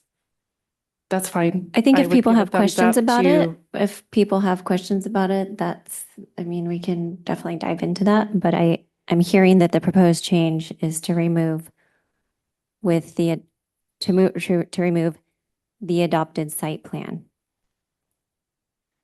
with the Yes. purpose of being 30% design stage to confirm alignment with. So leave the with community priorities. Yep, that would be in the this memo. recommendation. Yeah, I'm happy with that. Okay. Yes, Commissioner Cohen. I was gonna say that I would be happy to hear any more of Commissioner Bretman's rationale for this, but maybe we don't need that. I don't know. So we've been at this for a couple of hours, and the intent is definitely to get through it. So I think if everybody is fine with the change, then I don't need further I'm happy to move on if people are happy with this change, as the goal is to finish the memo. Thumbs up. Okay, a thumbs up And for that was to change. remove the highlighted section, correct? Yes, so, yeah, exactly. And I know Commissioner Cohen loves comments, but there it goes. Sarah, I didn't see a thumbs up, thumbs down I think she was. from you, but I think we have a She majority was out. either way. Okay, great. Okay. With community priorities and this. Yes. Okay, and then Commissioner Markson had a comment about, was it 3B? Okay, I'm gonna get my bearings. Give me a second. Okay, so this was, no, it's definitely in that last section. Sorry, can you scroll down? Oh, I'm sorry. Down, did you say? Okay, hold on. You gotta go slow while I look at the comment matrix. I'm looking at comment log number 9, and I'm looking for where it says, ensure all parks areas are accessible and welcoming. Oh, right there. Yeah, 1A. Okay. And I proposed language, and then staff proposed alternative language to my alternative. So maybe if you don't mind, okay, so you can see what it says there on A right now. And I proposed strive to provide accessibility to the primary play areas of the park while ensuring the forested nature of the park is not degraded. That was my proposal. And then the suggestion from staff is ensure the park is accessible and welcoming to people of all ages and abilities, provide accessible connections to all formal play zones and key amenities to meet project accessibility goals while preserving the forested character of the park.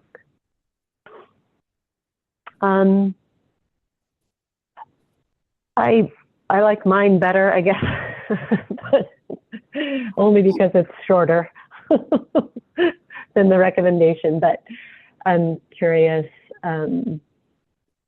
I think probably the one word I see in my own that doesn't have a definition very well is primary. And what I would mean by primary is maybe not what someone else would mean. Okay. So, questions and comments on this proposed edit? Commissioner Cohen? Either Commissioner Markson's or the staff one is okay with me.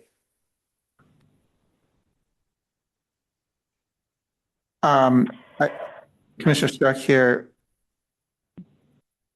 I guess the question for staff. So really what you're adding is kind of the saying, the connections, if you will, between the two areas of the play areas and the forested, and you're just adding that kind of connection there. So I think either one is okay. Maybe I would prefer the staff one, but either way, I can go either way. Commissioner Bretman? I had also had a comment on that one, and I'm trying very quickly in my head to kind of reconcile those with what Commissioner Markson has said, but maybe I could just provide sort of the reason that I had also wanted to see changes to that. My primary concern was with the word all. It was used twice there, that ensuring all park areas are accessible and welcoming to people of all ages. So I had 3 reasons. I feel like the word all is too extreme and it fails to reflect the careful balance that we need between the natural and accessible that the community has requested for the park. So, right now the site plan does not, in fact, provide accessibility to all areas of the park. And at no point have I sort of heard that the commission or the community wants all areas of the park to become accessible, which could mean cutting down more trees. I think what the plan does is it increases accessibility. So I like the language that the staff recommended there to certain important areas of the park, especially those that I think I won't speak on behalf of everyone, but I certainly feel are very important to be accessible, like the bathroom, the access to the play equipment, those sorts of things. So another thing is that I didn't hear the community prioritize accessibility to all areas of the park.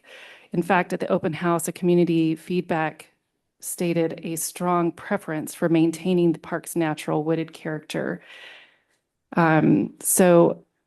And there was according to Survey 1, while there was broad support for inclusive play from the community, many emphasized that this should not come at the cost of the park's forested nature. Another reason is that the site plan did not design all areas of the park to be welcoming to all children and people of all abilities. So that was another thing I was struggling with there. Because there are actually different designated areas. And I just didn't see it as possible to have all areas of the park accessible and welcoming to all people. Because I don't know that it's possible to design a fully inclusive park and at the same time preserve the natural area of the park. And that may be why it was mentioned in the last meeting that there aren't other fully inclusive parks in King County in a forested setting. So that was, I agree with Sarah's recommendation there, and I'm just trying to reconcile it with my own struggles with this sentence as well. Okay, are you proposing to go with Sarah's recommendation, or did you want to make an edit that also combines your own thoughts within Sarah's comment there?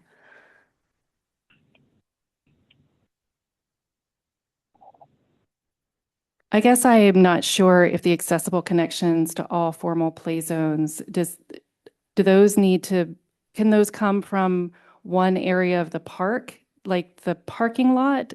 Or does that sentence mean that there need to be accessible connections throughout the park? And so we need to pave or use surfacing that allows folks to go to any formal play zone in the park. Like, what are the formal play zones in the park? Maybe that's my question. Yeah. All of this. Oh. Is that something that is still being determined, or is that something you're able to answer now, Kelly? I need to go back to the site plan, I do believe, or sorry, the report, and refresh myself on all the accessibility routes. I don't want to limit us. I want to have a goal of we're going to maintain the natural forested areas, and we can achieve accessibility where it is possible. I don't want to constrain it so much that we don't even consider that. That is going to be a goal when we get into 30% design. And I know even at this level of design, that was thought through. And it's not all concrete. It's not all poured in place. There is different levels of accessibility. We want to keep all options on the table. And so just keep that in mind. I don't think this is what's being said. I don't want to eliminate accessibility when we can have actually both. We can meet both goals. So that allow us to do that when we have all of our professionals on board to do that level of analysis. But I don't want to limit us here in this memo. Yeah, thank you. So when I read these two sentences, they say two very different things. And just to point out, this is under the heading of accessibility and inclusivity. And below that, we talk about the natural feel of the park. And the way staff has suggested it is advocating for accessibility and inclusivity at this playground. And I feel that the suggested sentence is like an either or.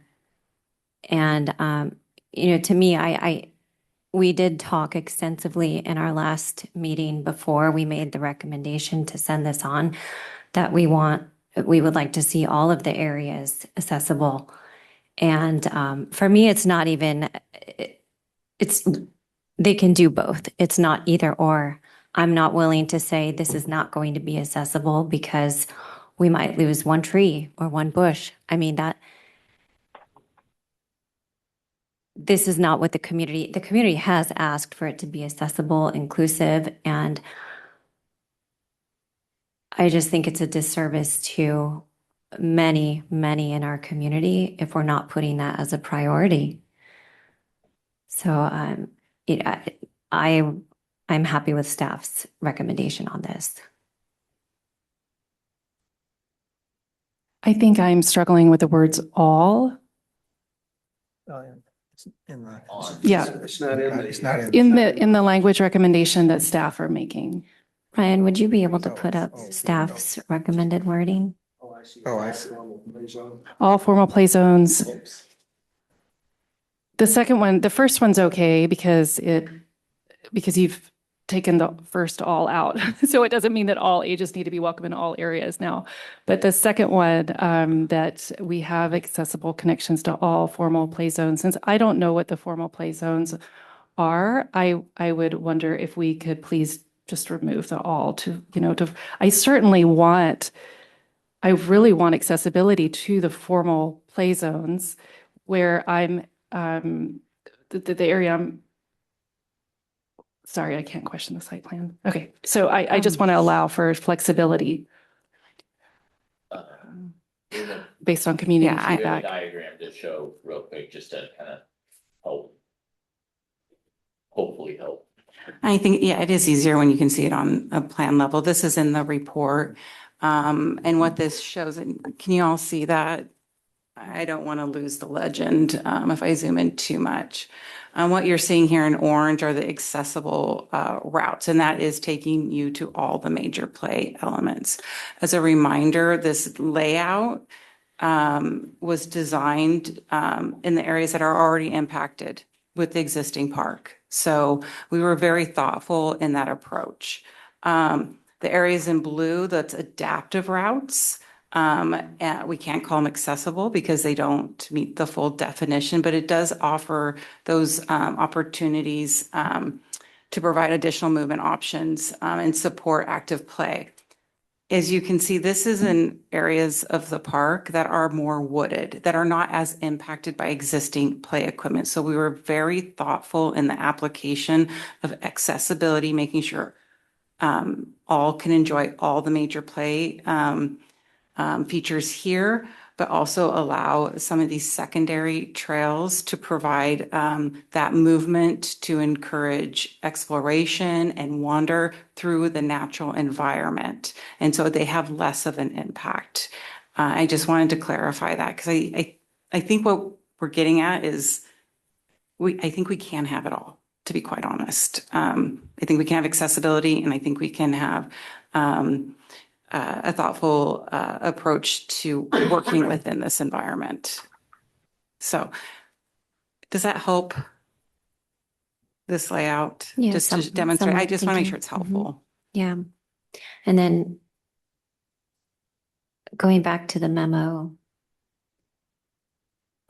let's make a decision on this statement. So, yeah, and again, the first sentence reads as try to make it accessible as long as it doesn't degrade the nature of the park.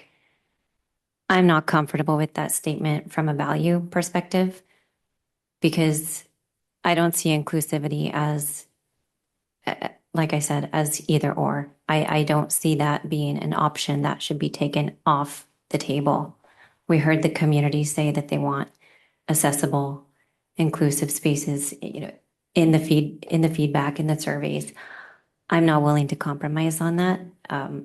So Jody, did you have a comment? Thank you. Yeah, I just wanted to highlight that there are two different things. The accessibility and inclusivity is one section, and then we've got preservation of natural character. So I don't know why we'd have to put that natural character into the accessibility and inclusivity part as well. It's like doubling down on that when it's already in here. Right.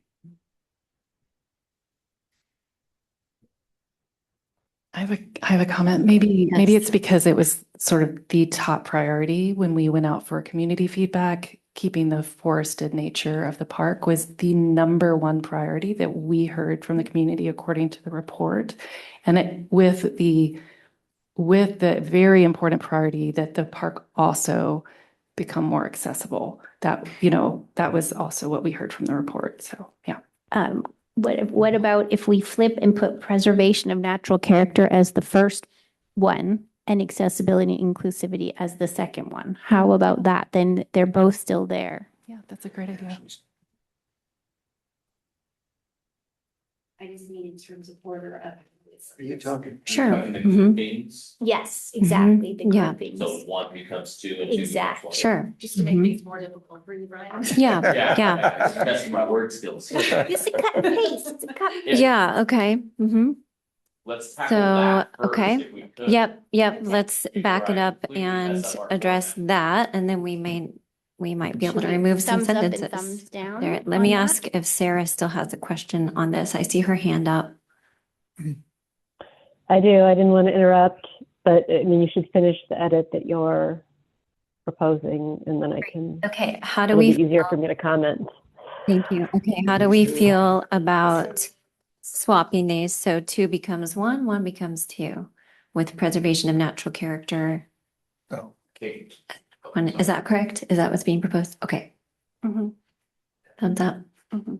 Okay, I'm gonna wait to move that because we do have these edits Yes. here and I wanna it's just gonna get I wanna really, make sure I really get those messy if we correct do before that. I move Yeah, things yeah. around, yeah. which I might actually do after we're Okay. done and just commit to that. Okay, so going back to what is now 2A, are we happy with the way it was worded initially? Thumbs up, thumbs down. Is that what we're doing? Which one are you talking about? The way? So we Yeah, which, swapped 1 and The one 2. said- So I guess, so now First- let's look at 1A, knowing that it's actually 2A now. And Well, 2A right now is Sarah's. no, well, I don't know. The one that the arrow's on is mine, Yep, but there's a second A. that was, yeah, yeah. This was the original in the memo here. The Okay. sentence starts The with strikeout. ensure. Sarah's edit is the first item listed and then staff's recommendation is the subsequent. Okay, so what do you Okay. want? What are we voting on? so Sarah, do you still wish to have that edit now that we have swapped the priorities? You mean made number 2, preservation of natural character, number 1? Is that what you mean by Yes. swapped the priorities? Yes, exactly. Yes, I do still want it, though I would change strive to ensure. That would be my change, if just to keep change that word strive to, or yeah, ensure, exactly. Strive to provide instead, yeah. Okay, so let's do a thumbs up, thumbs down on the original or staff's wording or Sarah's proposal. That's a confusing thumbs up. So It is, let's do it a is, thumbs up yeah. or thumbs down on Sarah's change. Okay, yeah, thank you.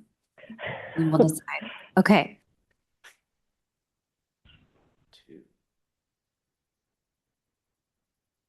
okay, so that one, okay, so let's remove that sentence and now let's decide if we want to revert to the original sentence or staff's proposal, which was in response to Sarah's original suggestion, correct? Okay, so let's just do one at a Well, time. but- Cohen. No, I don't think, sorry, I don't feel like if we accept this one, are we then able to edit it, or do you want to edit it before we accept it? Because I don't think we got through the editing of this one yet. Yeah, that's what Because I'm I- proposing sorry. that we edit. May I speak? Yes. Picking up on what Commissioner Bretman said, one of her suggestions, it sounded like it was removing the word all before formal. So again, Yeah, Yeah. so just take out all, and so ensure park areas instead of all park areas. no, The top. no, all, the Two. word, Oh, just got it. delete the all that Ryan just highlighted. Okay, Again, I'm not advocating it, but I think that one we haven't resolved yet. It's okay with me to delete it for the reasons that Commissioner Bretman said.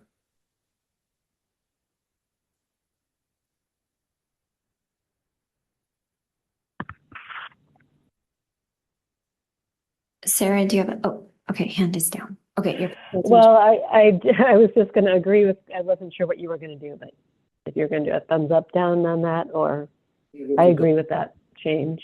That's to Oh, delete the word all. to delete Is the that word what we're all. talking about right now? So now we're just voting on Yeah. delete word all. 1, 2, Okay. 3. Okay. Perfect.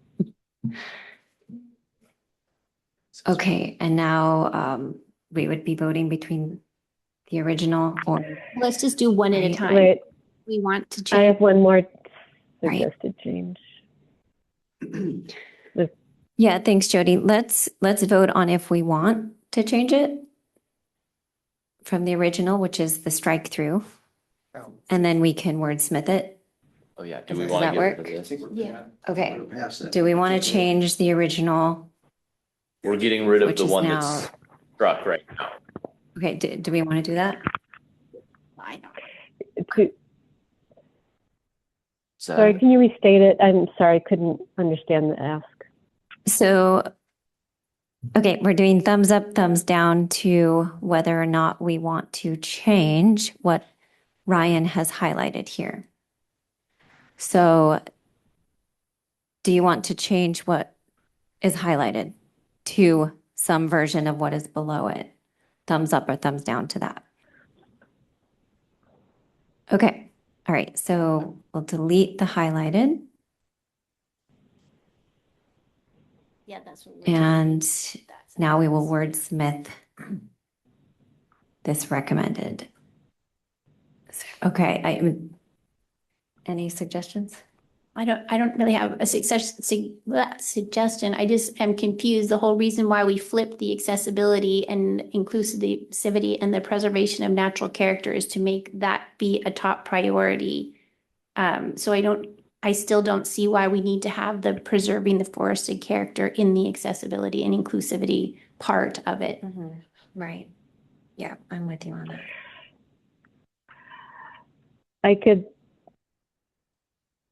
Can I speak? Yeah, in relation to this item before we Yes, do. in relation to what Jody just said. Okay, got it, thanks. I think that, well, these aren't organized. It doesn't say they're organized in priority order. It just says that they are organized into categories. But I also think that we have seen a direct, it's very difficult to say, but conflict between some accessibility and the forested character of the park. So this is recognizing, and I wholeheartedly wish that they succeed in making that not a conflict, but there is a conflict. So it recognizes that. Yes, Jody.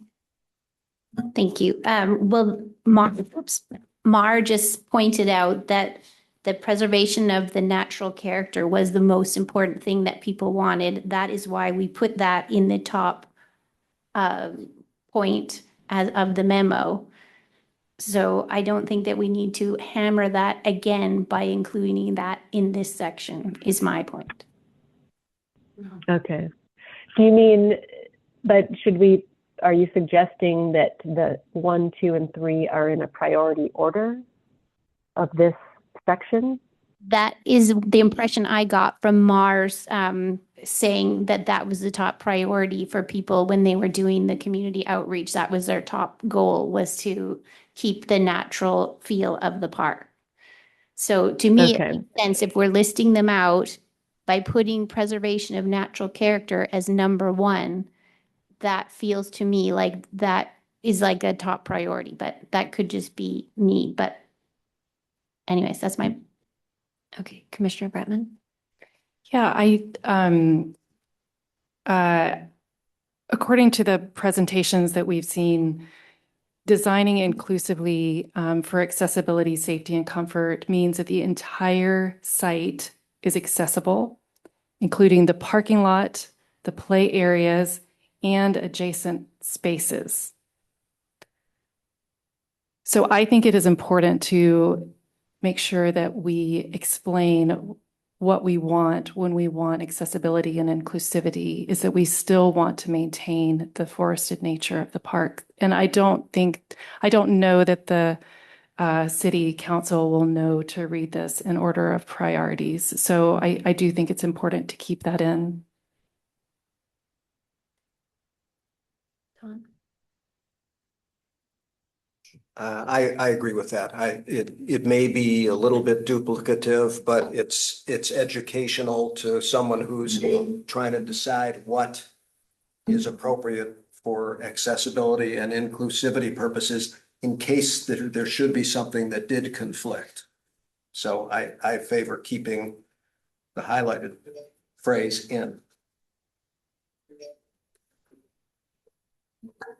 Okay, so thumbs up, thumbs down to adding while preserving the forested character of the park to our statement about accessibility and inclusivity as a qualifier to that. Okay.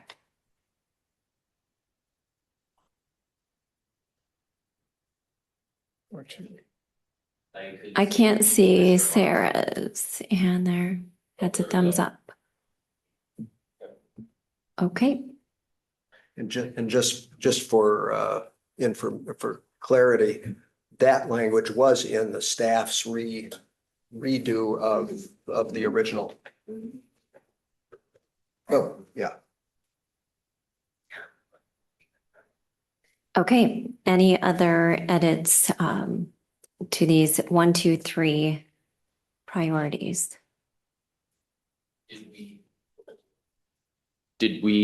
I can make a note. I won't break it right now, but did we want to move number 2 to number 1 still and number 1 to number 2, or do we not want to number them? Kind of putting that on the table without, I should have mentioned that earlier.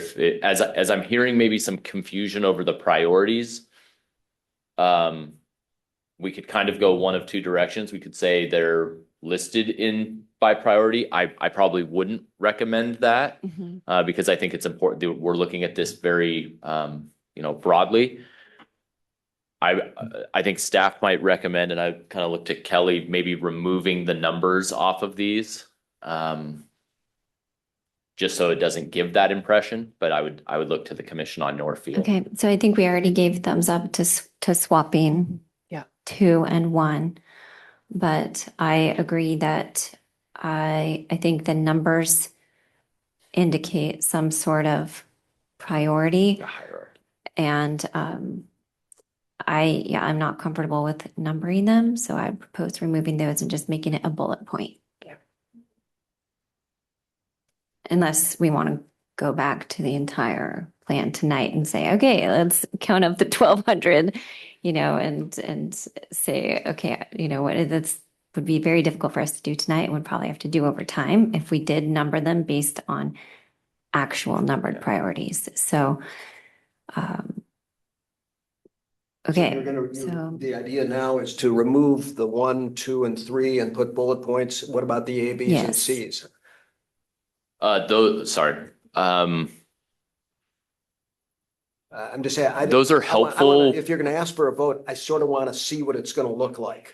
Yeah. And I know that we're challenging all of our technical skills, but this is our last. I can do that. This is, with any luck, this is our last look at this memo. So the A, B, and C would turn into the mini bullet point, right? Like the open bullet point. Is that correct? Yeah. Okay. Okay. So. And if it's impossible to do that without messing up the formatting for the whole memo, then I'll live with it. kind of looks like that. Okay. I guess I would suggest keeping the A, B, and Cs just for ease of when you're discussing things, you know what it is. Oh, it's the second bullet point. Well, you know, so I agree with eliminating the 1, 2, and 3 priorities so you get the balance. But I think the things underneath the A, Bs, and Cs, if you will, are just examples, if you will, what your mean. Helpful to navigate. Yeah. Yes, yes, thank you. Okay, so thumbs up, thumbs down to bullet point instead of 1, 2, 3.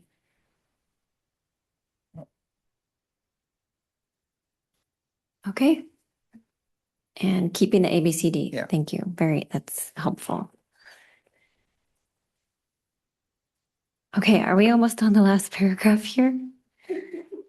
Did we make it to the conclusion? I have a comment.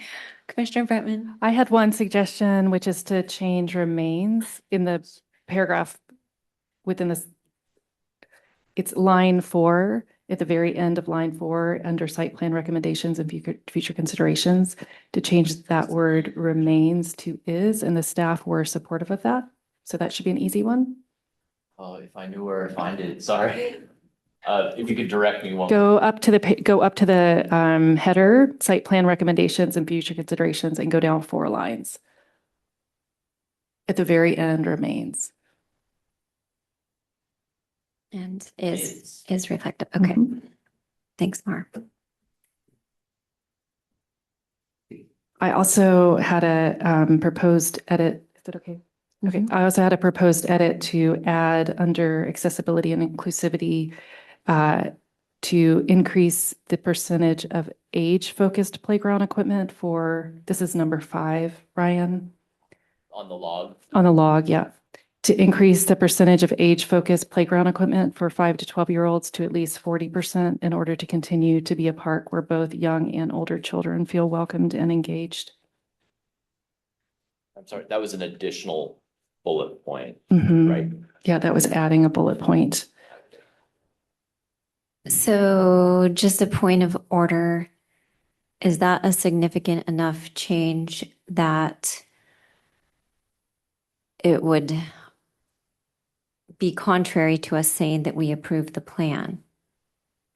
Because I'm not sure exactly what portion you mean to be the 40%, and if that includes blended play or that's a very specific detail. Yeah, that's a really specific detail that we don't have design for at this point. So I'm not sure. I mean, does that contradict what we're saying by approving this? It does contradict the distribution. 54% of the play is blended play focus, so that's 2 to 5, 5 to 12, and 12 plus. And then 7% is 5 to 12 focus, and 39% is 2 to 5 focus. That is what is in the report. Okay, So Commissioner Markson has her hand up. Yeah, I think this is where understanding what we're approving is important, because if we're approving the report, then this would be contradictory. But if we're just approving the 2 images, then it doesn't say anything about that. So it's important to know which thing is going to stick and which things are going to change. And I just have a couple comments of what I heard from. Can we go back to Kelly? You look like you want to say something about that. And I'm also confused about that because the equipment plan does reflect the report. And it shows the items that are in the report. It does. So, okay. The play equipment legend calls out each one of those play pieces. Okay, right. Which is then also called, and I'm sorry, I have a gazillion tabs open, so I always have to remember which one to go to. In the report, it lists those same pieces of play equipment, and then specifies the age range. So this plan and report are aligned. Okay. And that is substantial enough that this changes the plan as presented. Well, yeah, 54% is Okay. blended play. It's 2 to 12. Okay, so I don't see that we can vote on this because it's contradictory to what we're sending forward, that we approved it. Yeah, Is that correct? And the recommendation was 40% be 5 to 7. Yes. Okay, so then I think we have to change the front of the document because when we approved the site plan as presented, it was these two images. It wasn't like the report. This is the overall conflict that I'm having with this discussion. Yeah. Right. Okay. So that's substantial enough that that's contradicting what we voted on. So for accuracy's sake, I think that is something we would need to strike. Correct? Yes. Yes. Yes. Okay. When we're looking at those percentages, like the tower combination is a huge piece of equipment, is it not? It is. And then like these other things, I don't know how many, but I feel like some of these are like tiny little pieces of equipment. So to say that you're over indexing on young kids when the main structure is a 5 to 12, does that seem correct?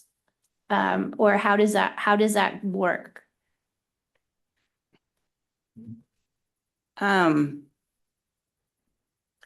So yes, the most substantial structure is, is for the 5 to 12 age range. But that's not to say that 5 to 12 is only going to stick to that play equipment. Mm-hmm. This is a blended play. This is meant to be circular.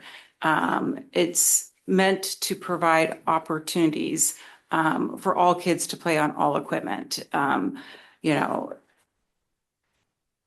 just am trying to Yeah. understand where the 7% And that's, number comes from when that is the biggest piece in the whole playground.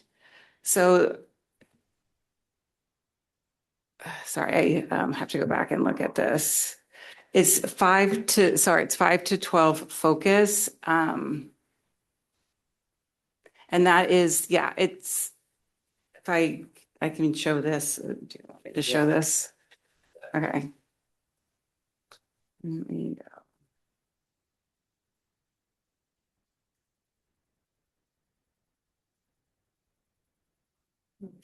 Okay, here we go, sorry.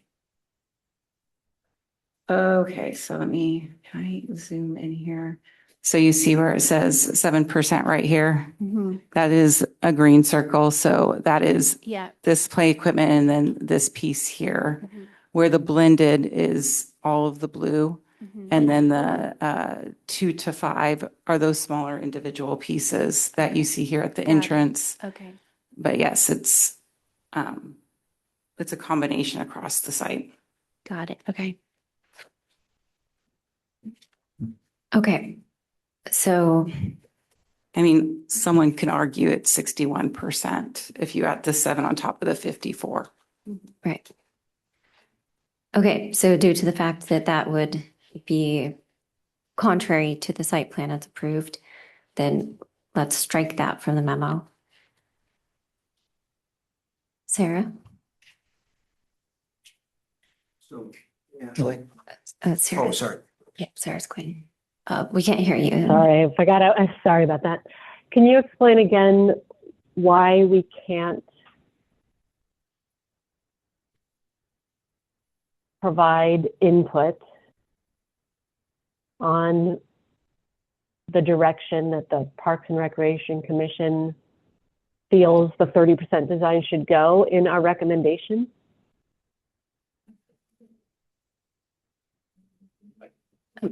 Ryan?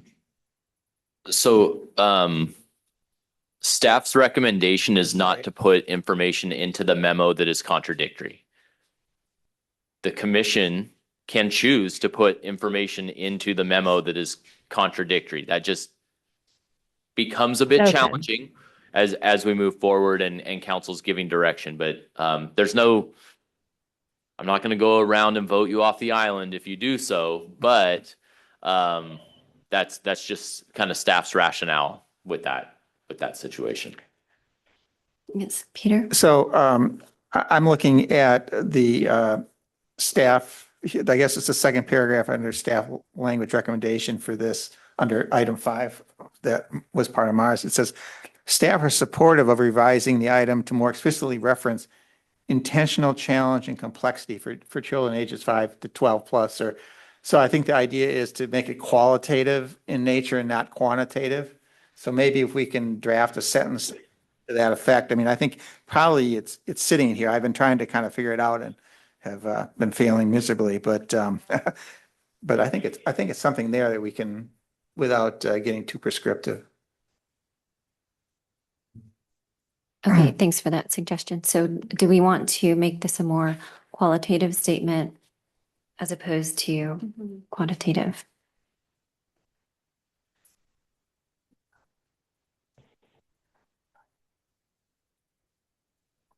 If I might point you to staff's recommendation on the matrix. That may help in the, we're looking at the elements that, and Kelly's more of the professional in playground design than I am, but we're looking at the elements that seem to benefit that 5 to 12-year-old age group. And that's the physical challenge, that's the height, that's the maybe perceived element of risk that kind of drives those kids. So staff attempted to capture that in the language recommendation. Are you able to flip to the matrix and we can look at that? And maybe that is something that would fit under B, where we've already stated that we will incorporate play equipment that serves a wide range of age groups, thoughtfully organized to encourage movement-oriented and imaginative play, such as circuit play. Can I ask a question? We can add this staff recommendation underneath that possibly. Are you able to pop that up there? Yes, Commissioner Bretman. I'm sorry, I'm so confused because at the same, it sounded like to me that the site plan was is fixed and approved.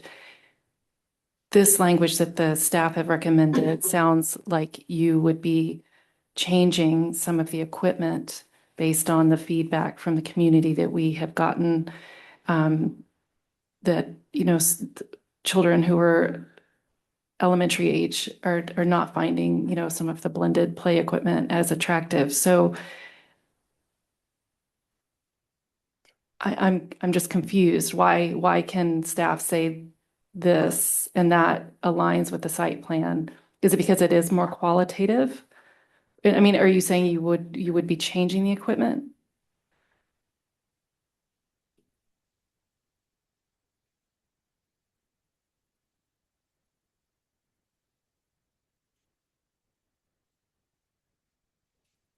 Must have been a good question.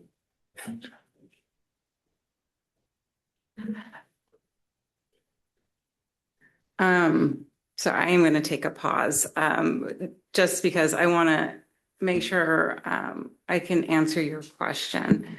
I'm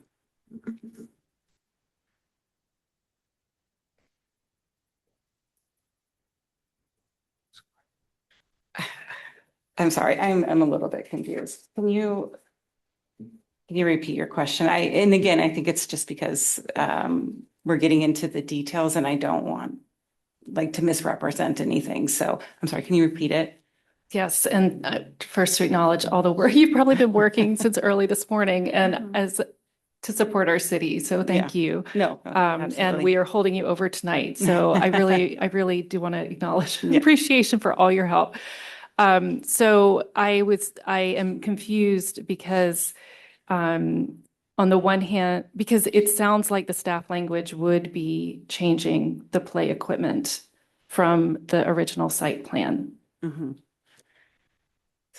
So staff, Okay. So I mean, I'm not, That was approved. I'm not seeing that. I see yeah. this as a value statement. So, because again, it's an aspirational plan. It's not set in stone. So, I mean, that's my take on it. I don't know if that's accurate, or Kelly, Right. from And staff perspective. it gets down to even just specific play pieces like spinners. That was hugely popular with elementary school children. Swings, also very popular. And so I start looking at those individual pieces that are, and that's part of that blended area, that really are attractive to elementary school students, but it doesn't have that same challenge as the tower, right? Where it's very tall and a big part of that site plan. So it wouldn't be changing the overall concept if we're looking at maybe the diversity of that play equipment and, again, what is available and what we can fit into the site. But when we get to that 30% level, Could I jump in? yeah, go right ahead, because I think you could probably help better than I am doing right now, so I apologize. Oh, that's a gamble. I think when the statement that the commissioner offered was to increase the specific percentage of play equipment to at least 40% for ages 5 to 12. What staff's language revision we feel is more in line with what was put forward in the site plan, and that's that broad opportunity for all children to be incorporated into the different areas. So that inclusive play across ages. We're not suggesting or recommending breaking out more play areas into specific age groups, and diminishing what we feel is diminishing that, call it collaborative play amongst those. We felt that this staff recommendation maybe supported some of the commissioner's desires without deviating from what the established site plan was and the community vision, which was collaborative play and inclusivity across age groups and mobility and everything else. So hopefully that was helpful on rationalizing the staff language there. I don't think I contradicted anything that you said, but Okay. You said a lot. Thank you, Ryan. That's helpful. Yeah, and I'm more in favor of qualitative treatment rather than a specific percentage for a certain age group. I'm uncomfortable with that specificity. And sorry, In the memo. completing my thought that I waited way too long to complete. As Kelly was talking about getting that equipment and, when we get to the equipment stage, we're looking at equipment in line with the site plan that is accommodating to all, not just that specific 5 to 12 age range. So though some of the equipment may or may not be available when we go to it, we would be adhering to what the site plan indicated. Okay. Do we want to do a thumbs up, thumbs down on the 40% or the staff recommendation? Are we ready to do that? Okay, let's do. Let's see. Thumbs up for staff recommendation, which is quantitative versus qualitative. Can we do the 40% first, please? No, it's qualitative versus quantitative. Can we vote on the 40% first? Because that may change. my Yeah, it's vote. either or. Yeah. So, okay. So voting on this addition to specify 40% for 5 to 12 equipment.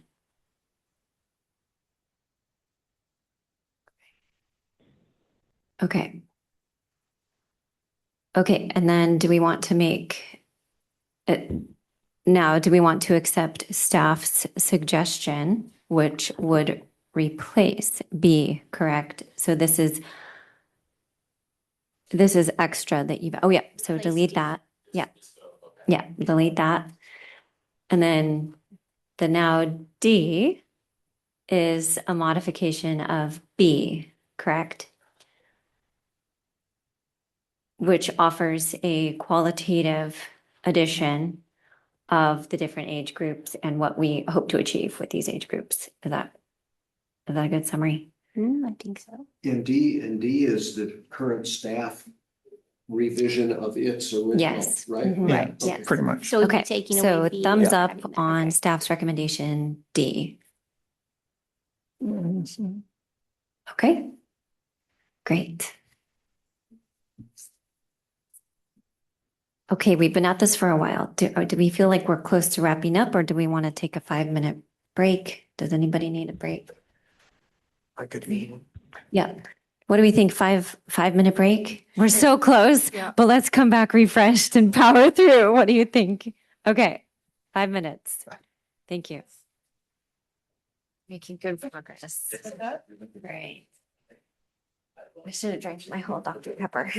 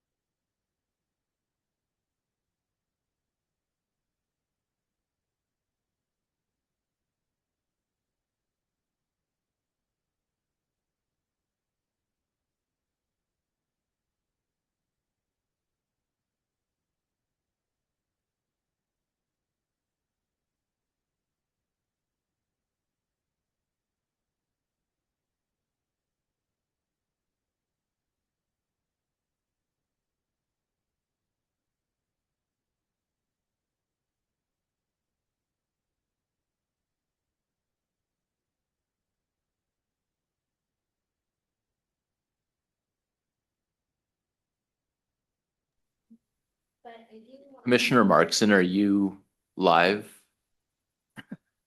Not alive, just live. Yes, I am both. Great, that's good to hear.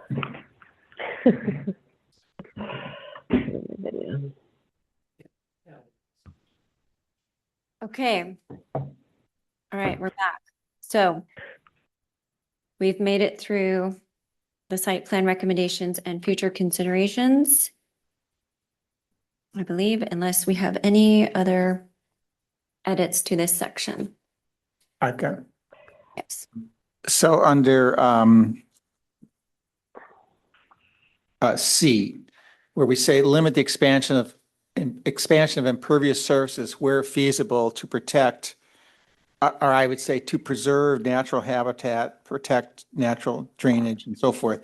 I mean, I think that really, and I know it's up in the natural character, so it's kind of already reflected up there, but I really think impervious surface issues, is one of the top goals of the PROS plan and so forth. So I would include that preserve natural habitat before protect. Natural habitat, comma, to protect.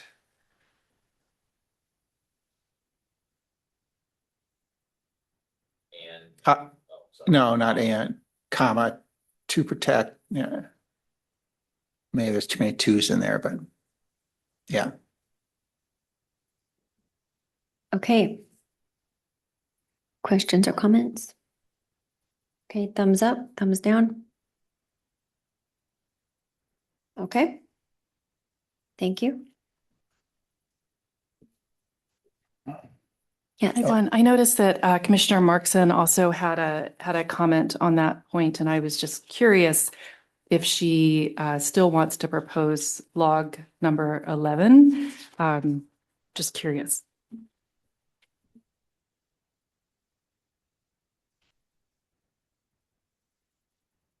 Sarah, are you speaking? I can't. Gosh darn it, sorry. I'm trying not to make noise unnecessarily, and then I forget. Anyway, yes, thanks. I like the edit. We already summed up some on that one. What I proposed is basically in addition to the end of the sentence that we add, utilize future Island Crest Road or sidewalk development to improve accessibility between Island Park and Island Crest Park, rather than adding a paved concrete pathway through Dean's Park. I don't like my own language, but the intent is relatively clear with the language.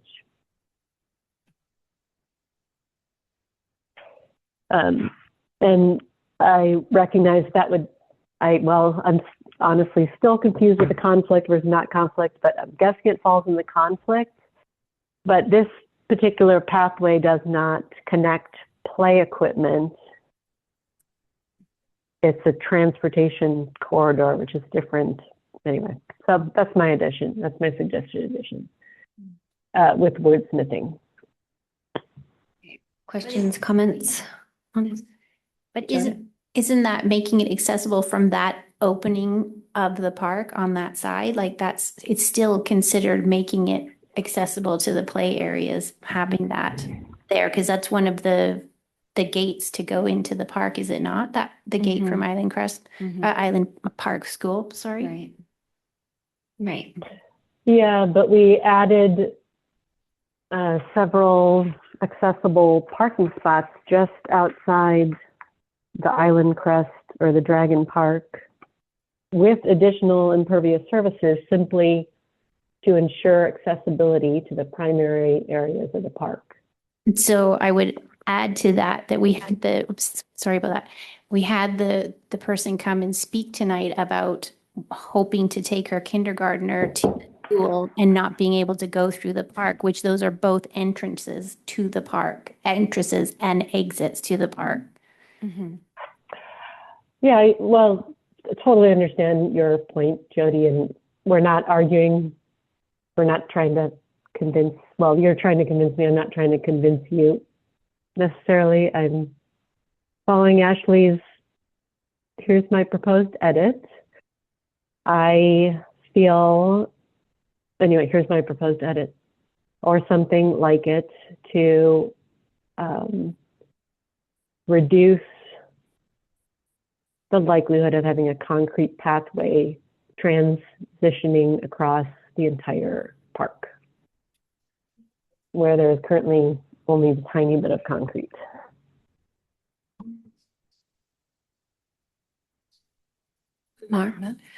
I would agree with that proposal because when according to multiple documents in the draft report, it said that the community did, quote, have a strong preference for maintaining the park's natural character.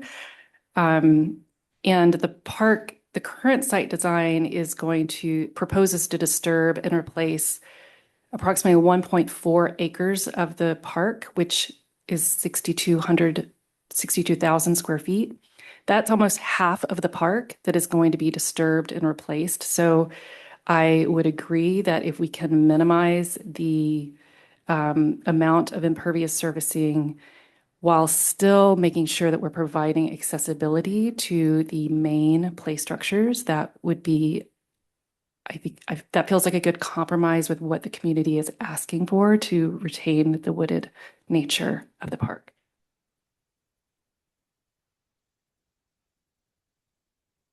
Okay, so just a quick comment on that before we vote. Yeah, this seems to me a safety issue in terms of accessibility through the park, whether it's bikes or someone in a mobility device. I don't want them to have to go in the road. And I don't know what the future Island Crest Road development will be. I can't hope that they're going to develop Island Crest Way in a way that's going to work for people who want to access through the park. So, yeah, that's just a comment on that before we vote. And I see Commissioner Markson, do you still have your hand up? Well, I'll just comment that we asked this question last time and they indicated they were putting a 10-foot sidewalk along Island Crest Park, or along Island Crest Way in that reach. So it was part of their design plans. I have a comment, and I regularly walk that area to get to Island Park Elementary, and it's not very well traveled by cars. I mean, at those times of days when I go to drop off and pick up my child. So I do think it would provide safe enough access. It may not be the ideal, which is where I see we kind of struggle with some of these challenges because we want both. We want the best of everything. So it may not be the ideal, but it is possible because I regularly walk there in the morning and after school. Okay, so thumbs up, thumbs down to adding a sentence like this, and then we can wordsmith it. If it's not to Sarah's liking, we can. So yeah, let's do thumbs up, thumbs down to a comment like this. I think we would need to put a qualifier on it because this is a substantive change. So we'll find a way to make it more of a suggestion than, yeah. Okay, let's deal with that later. So I think this is separate. Does it make sense to keep this sorry if I'm rejecting it. yeah, probably separate. Yes. Want it to be one, I would. Yeah. Let's vote on it and then we'll decide separate or not. Okay, so. To the Ryan's comment, if you just, rather than saying utilize, say consider future development. That makes it a little bit more, have more flexibility, I guess. Okay. All right. So thumbs up to this statement. As utilize or consider. Sorry. Consider.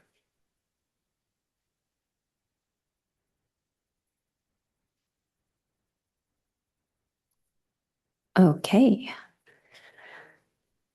Any other edits to this portion of the memo? What about the first sentence here? The difference between the current and Sarah's first sentence. Which portion of the memo?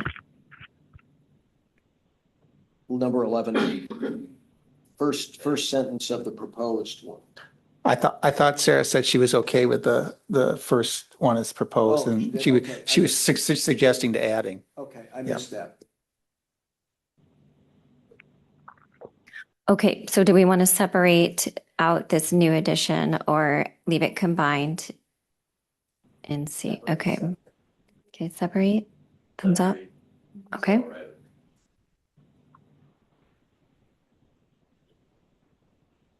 It's already separated. John said, yeah. Oh. Goodness. It's writing something.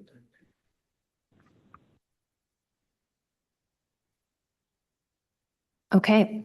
Any other edits to this section? Yes, I have one.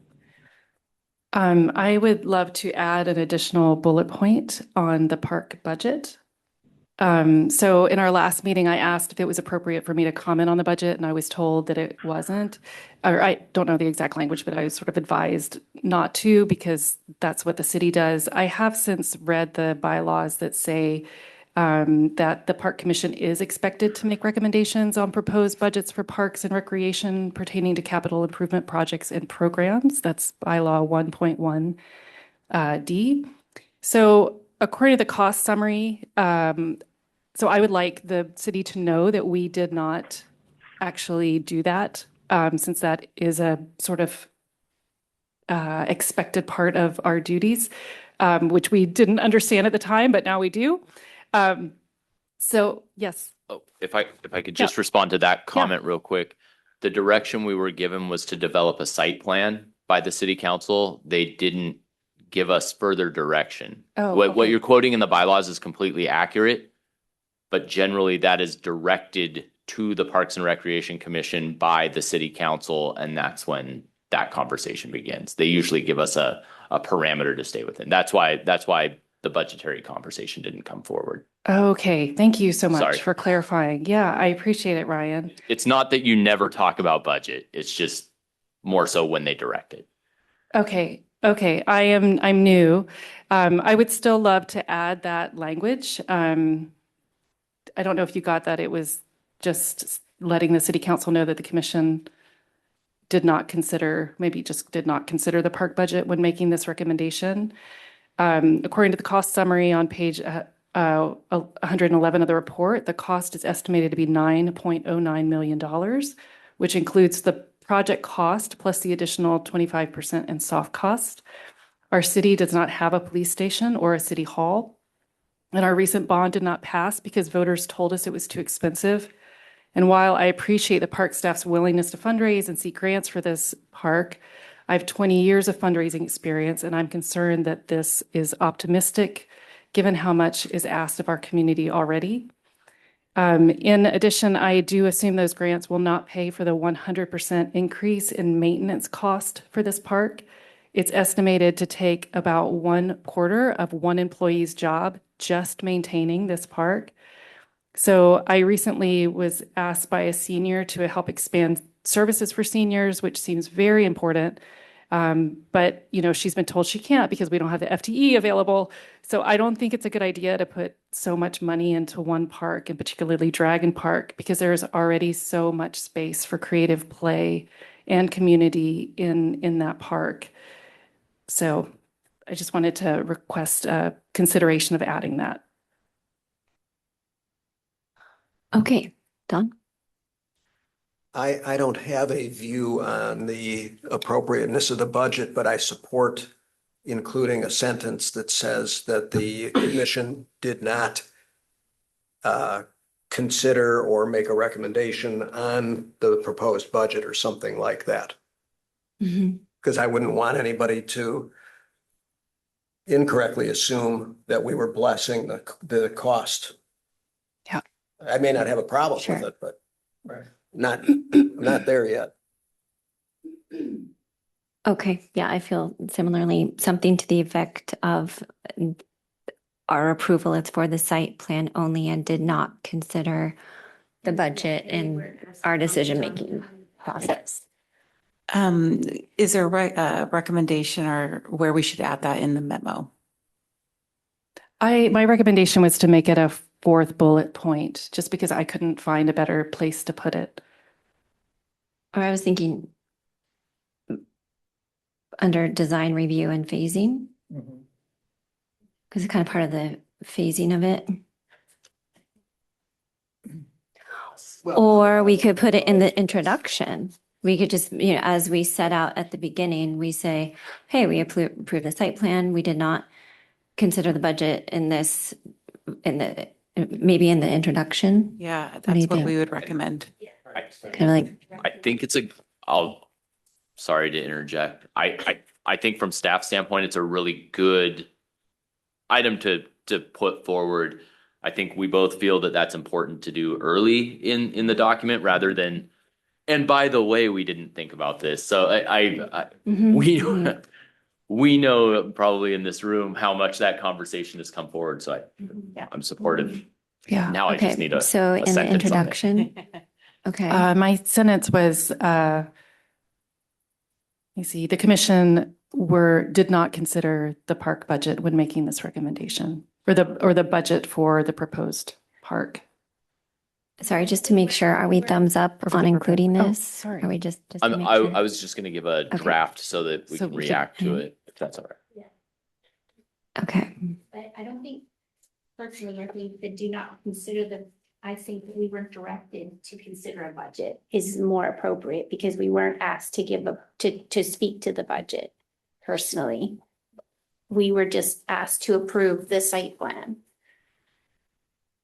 How about both? Yeah. Was not asked to Yeah, consider. and did not budget consider, and therefore. And so didn't consider, but like the costs. Commissioner Bretman, kind of asking you because you brought this one forward. Would it make sense as a potential first sentence of quantifying or just kind of qualifying what the commission was specifically tasked to do? So the Parks and Recreation Commission was tasked by the city council to develop a site plan for Dean's Children's Park and was not, maybe help me, Kelly, was not given budgetary parameters or asked to consider. Why am I wordsmithing on the fly here? This is not good. Sarah's got her hand up. Just leave it and go back to what the. Sarah may have an idea. She has her hand up. Yeah, Sarah?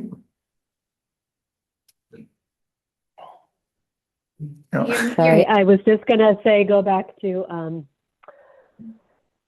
what Mar said. Sorry, I didn't like the direction that Ryan, you were going.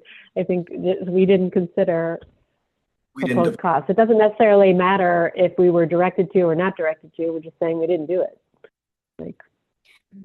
The budget was not a consideration in the commission's approval of the site plan. It was not a consideration. It's not something it's not part of what we looked at. Does that make sense?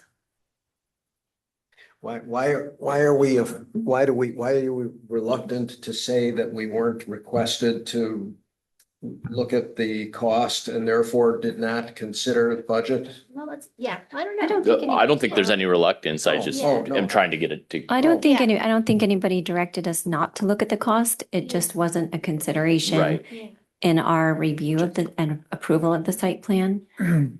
So it sounds like I'm hearing Mar, maybe I'm mishearing what you're saying. Commissioner Bretnan saying that she maybe would have liked to. Yes. Consider it? Yes. Okay. And the fact that she felt like she was told not to, but it was a misunderstanding is important. You know what I mean? And so that's the part that I think she's trying to convey. But I'm not following. Could we say the commission did not consider the feasibility of the proposed budget? mean, we looked at the Yeah, budget, but because we but did didn't- actually consider it and We we looked talked, at it, and we were. And it was presented to us, but we didn't do you know, anything with it. Yeah, it was, yeah, we did consider it. We weren't tasked with making our recommendation based on the budget, not knowing what will roll out, correct? How about we were instructed not to consider the budget? But That's I'm not not true. finding that to be accurate. Right. Oh, I see. Okay, sorry. I mean, unless, I mean. I okay. thought I was directed not to consider the budget. I specifically asked, are we supposed to give feedback on the budget? And the answer was, no, that's what city council does. So I can't remember the exact wording, but I actually wanted to give feedback on the budget and I did not because I was told in that meeting that that was not what our role was to do. So, but I didn't understand the differences that Ryan then has sort of explained the differences to me. Correct. The city council did not give us a budget to work with. The task was to develop a site plan reflective of the community's vision. Aspirational. So would it say this, the city council did not direct the commission to consider the budget or to stay within a budget? Whatever, what you just said, Brian, I think what you just said.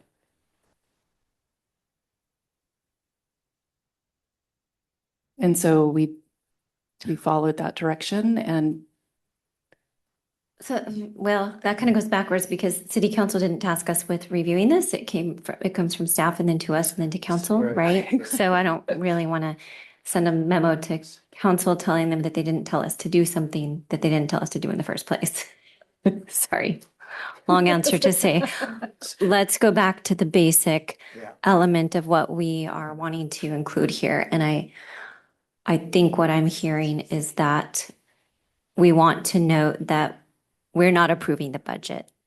We're approving the site plan and not the budget. Is that an accurate statement? Yeah.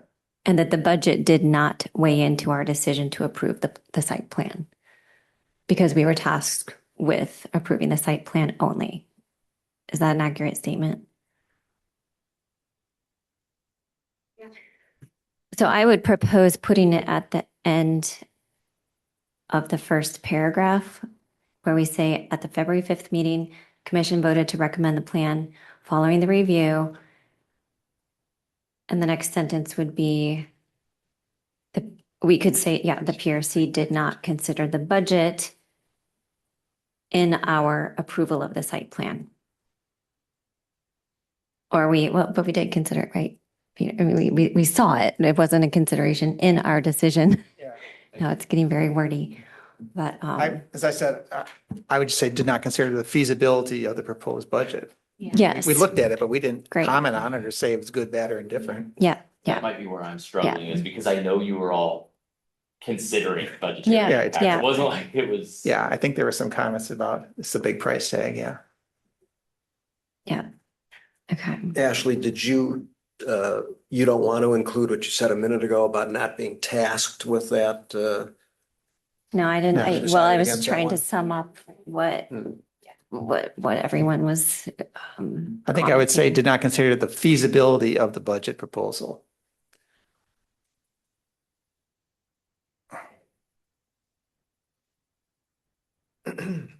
Or of the proposed Of the budget. proposed budget. Yeah. Yeah, I think that's great. It states what we did and what we didn't do. And that's not part of our recommendation here. Right, well, it eliminates an uncertainty, right? Yeah, yeah. So if I'm a council member, it's in black and white. We didn't Okay. discuss. Yes, Councilmember. I'm just going to chime in here on a couple aspects of this. First, I for what it's worth, I kind of like where you're ending up. But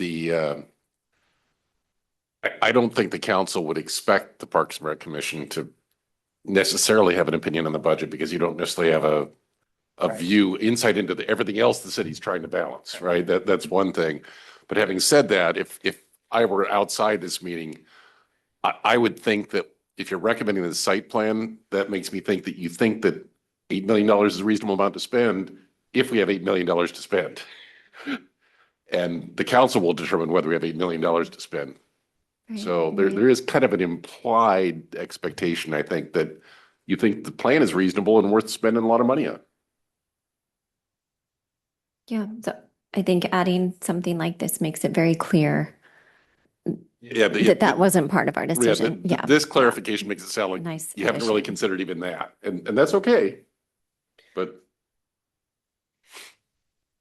that's why I sort of like going back to the idea of saying the PRC was not tasked with considering the feasibility of the proposed budget and did not do so, or something like that. Sure, maybe we can combine it. The PRC was not tasked with making a budgetary recommendation and therefore did not consider the feasibility of the budget proposal. Yeah, that's okay. good. All right.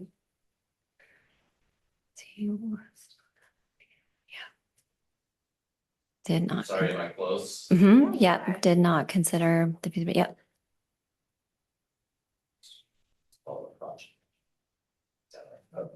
Yeah. No, Okay. No. It's not the project budget. Okay, got it. Okay, do we like that? That's fine. Okay, and then thumbs up, thumbs down, talking about the budget and there. Okay, great.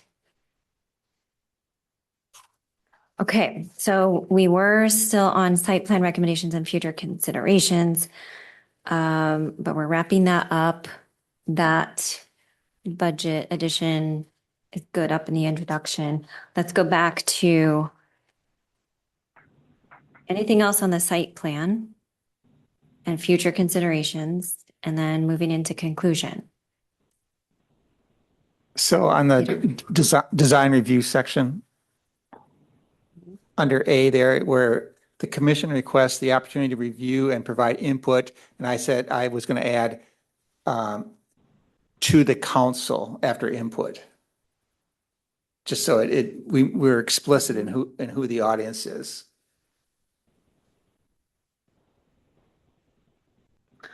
Oh, and do we want to say design rather than improvements? Each phase of design?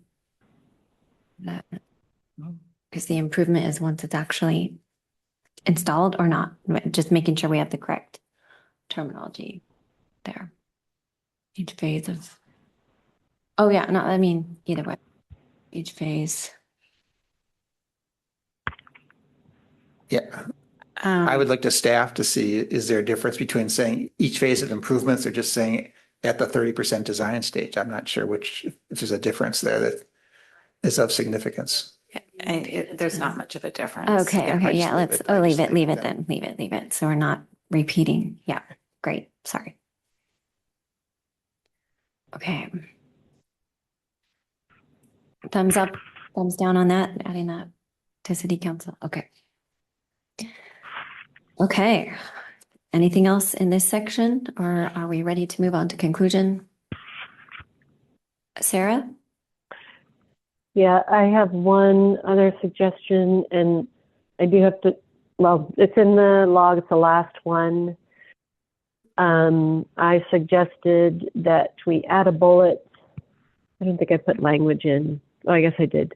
The PRC does not recommend that the extra opportunities phase should be included as it expands the development of the playground structures into the natural wooded area of the park.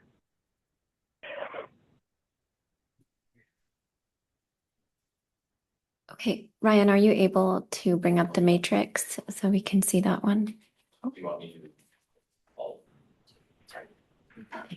Just for anybody who's following along. And I'll just, I know you don't want to talk about the site plan, but we did discuss these extra opportunities a few times, and the way that it was often just like when we brought up, I know when I brought concerns about it, we were told, well, we may not even do that one. It's just like, something that we put out there. We don't have to do it. We'll see how it ends up. But what I'm hearing now is that if it's in the site plan, then we might do it, or we're going to do it, or something to that effect, if we can pay for it. So anyway, I'd rather So is this the to be clear. friends thing? Yeah, this is the forest surprises. These were those hidden gems within the natural area. It was they're not included in a specific phase. It was an opportunity for donations to just enhance that creative play and those surprise moments that you come across along the trail. Just another feature of the site plan that the Planning Commission recommended at the February meeting. Okay. Mark? I would support that addition. I was at the park today and actually took pictures, hoping to be able to send them or like show them to you all tonight, but I'm not able to. But I will send them as a PowerPoint later. But what I saw is the way that the park is currently being utilized is incredibly creative and does offer for surprises. So I don't think it's necessary to add those additional elements in addition to the cost that I stated my earlier concerns about. I took pictures of a photo where adults may look at that and just see a mess that needs to be cleaned up, but it was a picture of a fallen log and a picture of a bunch of sticks all around it. And I know that area to be, the kids jump on top of the log, they step on it, they build forts with those sticks. And so that to me is creative play and interacting with nature. I also took a picture of another area showing how there are forest surprises currently in the park that nature are providing without adding bright metal structures. So another example was a large tree, and underneath the tree are sticks that you can see that kids have been hiding under this tree and playing with. And I've seen kids play rest under this tree. I've seen kids play hide and seek from under this tree. I've seen them hide from Sasquatch under this tree.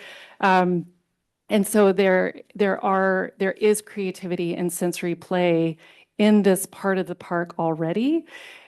And I don't know that we as adults need to curate experiences for children by distracting them with equipment. I would really want to see us encourage children to use their own sense of adventure and creativity to experience the amazing things that the nature in this park has to provide already.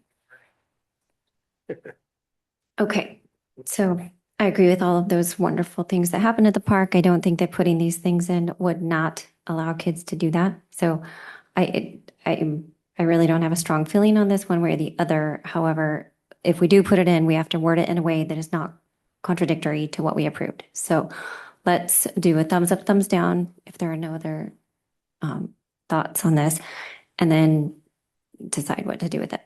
Okay. I don't know that we don't have to word it in a way that, I mean, it's a choice that the council, the commission has to make. Okay, so it's currently worded in a contradictory way to what we approved. And so again, I don't have a strong feeling one way or the other, but we can't contradict what we approved, and it is approved in the site plan. So if we as a commission decide that we don't want this to be an element of the site plan, which we are approving, then it needs to be a suggestion to consider. Anyhow, let's see any further thoughts on that before we vote. Where is I- the site plan? It's right here.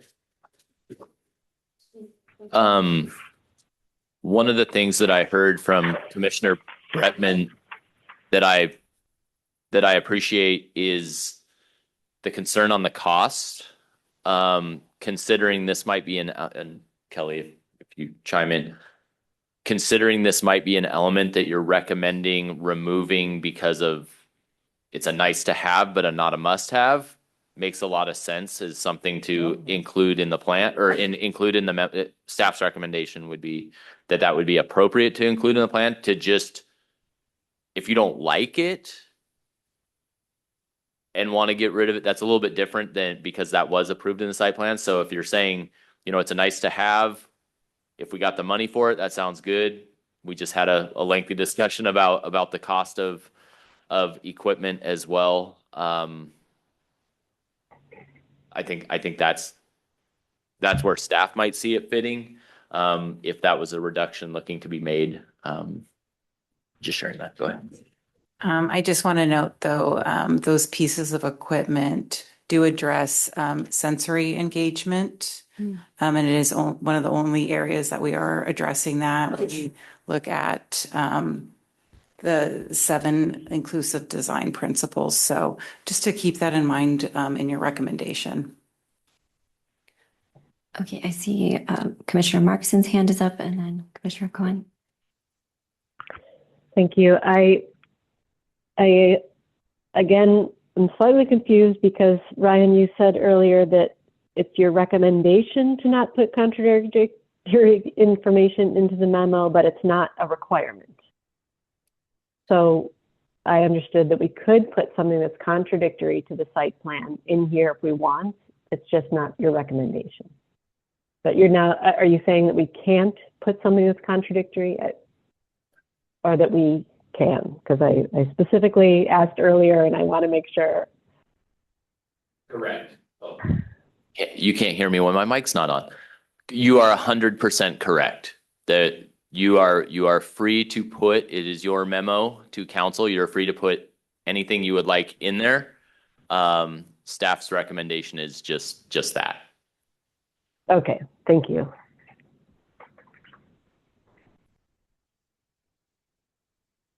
Okay, Commissioner Cohen. Would something like that focuses on limiting the installation of this extra opportunity kind of material is something we're either recommending or asking the council to consider or whatever it is? One, because it expands the development of playground structures into the natural wooded area of the park and impacts project budget. I'm just trying to get past this point because what was said about these kinds of things, focusing on sensory disabilities and things like that, that resonates a bit with me.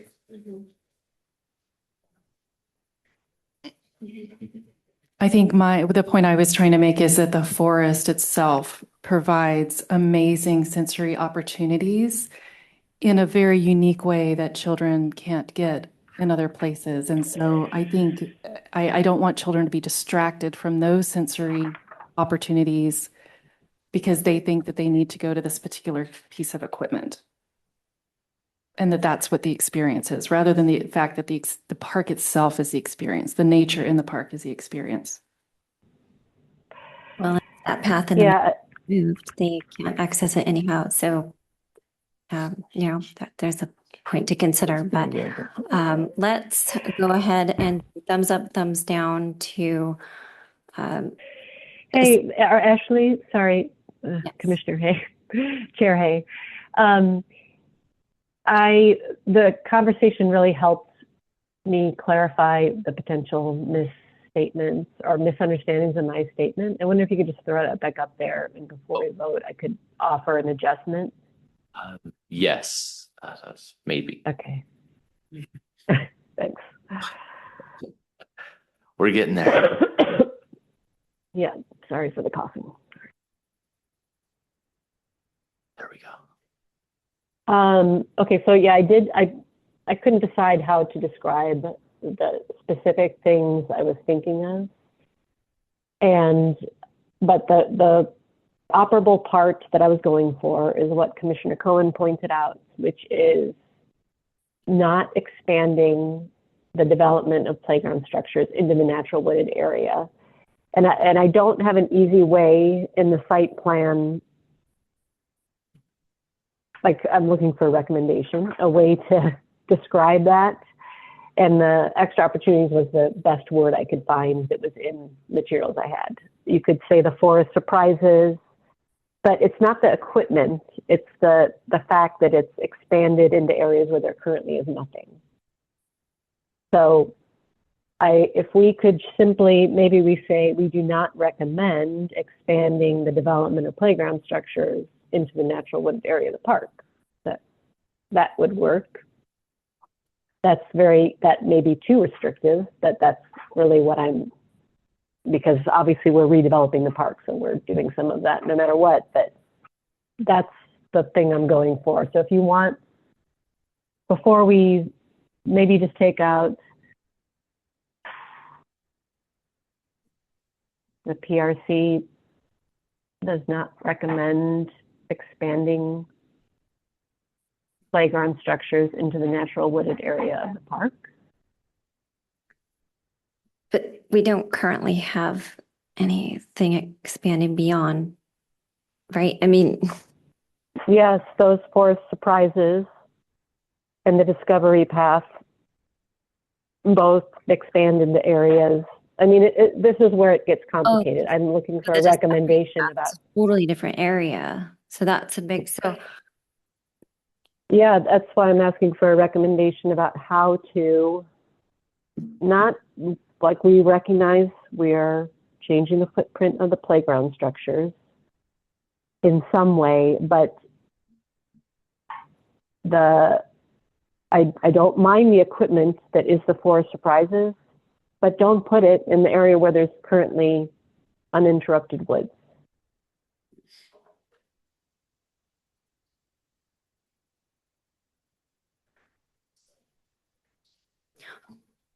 okay, so let's do a thumbs up, thumbs down if that's something we want to consider. You know, we've heard that it's a potential funding source.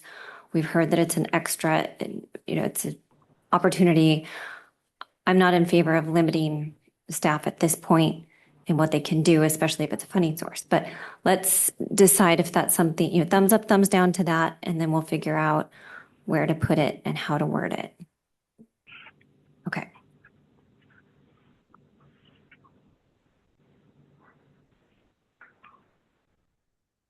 Sarah, I can't see. Oh. Okay. All right, let's figure out how we word this and where we put it. Maybe I can ask Commissioner Cohen to do some magic on that. I think he had it closest to what I wrote down what she said. She said not expanding the playground equipment into the natural wooded areas of the park.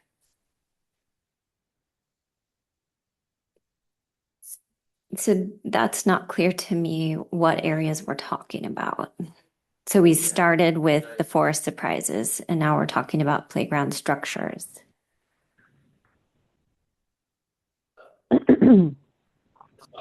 Yeah, that is a struggle. Give me a second. I'm going to pull up a couple of maps here that I think will be helpful. Yeah, with your paper. I can. Oh, what I wrote down. You I can't read my writing. Oh, Jesus. I put this up, so I just. You're right. I know. If you look at the extra opportunities slide in the presentation on February 5th, it actually, I see maybe I was more thoughtful than I remembered. I think it does reflect, it's slide number, where is it? Well, there's no slide numbers on here, sorry. It's towards the bottom.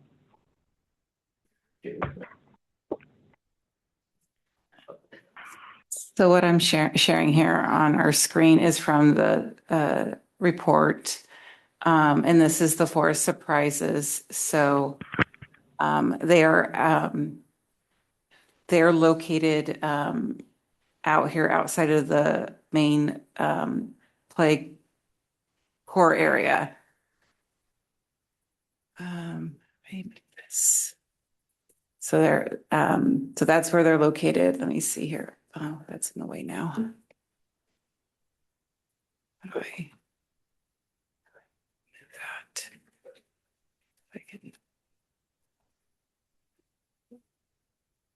Oh, sorry.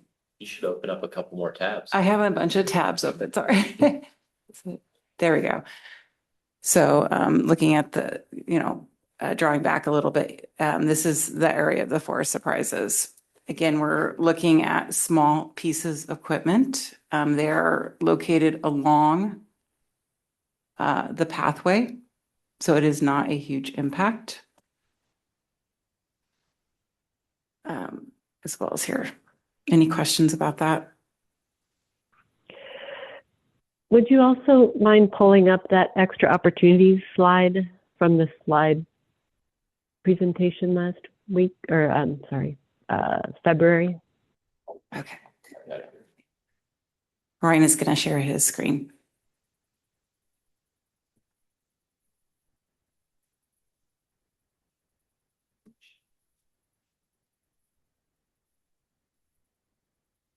Can I give some wording? Please. Yeah, Ryan. So what I wrote down was the PRC believes that the extra opportunities, whatever the right word there is, phase of the site plan can be substituted in a cost-effective manner by simply using the existing natural habitat for imaginative play. Again, maybe some wordsmithing of that, but where we're just saying this is a statement. I like that. Yeah, I like that. But 4 of us voted for us to say that we recommended what Sarah had. I mean, the 4 of us voted on much stronger language than that.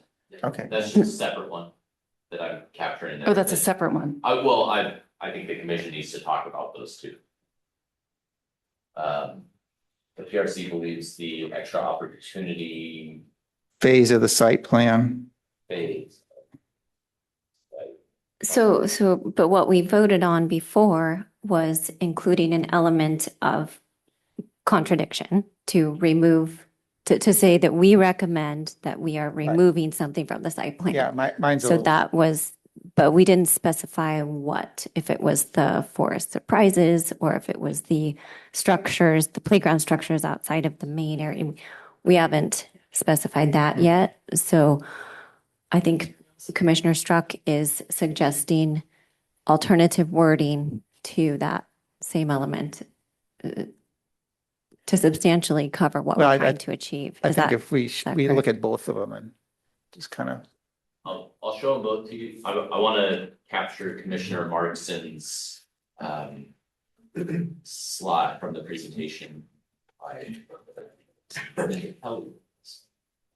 And then the commission needs to decide what we want that contradictory language to be. So we voted. Do you want me to share it? Contradictory language in the memo. And we need to wordsmith that or some other proposed wording of it, which Commissioner Struck has proposed.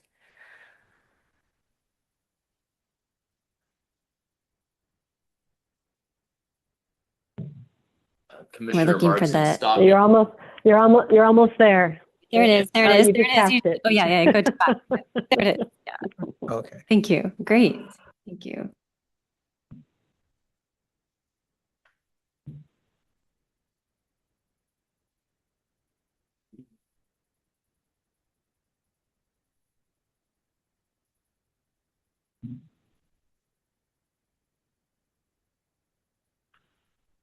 Yeah, so this is what I was looking at when I had that extra opportunities language. Okay, I'm glad we're looking at this slide because one of those opportunities is actually a play structure with poured in place around it. So it's not just a little thing in the forest, little, doodad out there. So we should be clear on what we are recommending to eliminate. And again, we've already approved putting a contradictory statement in there. So now we need to decide what that is going to be as a group.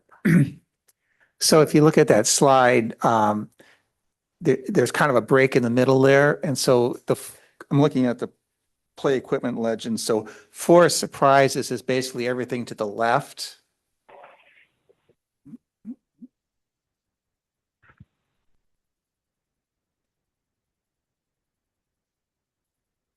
Is it those 4 asterisks on the left portion? Well, there's Are 1, those 2, the 3, forest 4, 5, activities? 6. There's 8. Hey, Ashley, I wonder if we could just vote with this first before we try and change it, because I'm actually okay with this.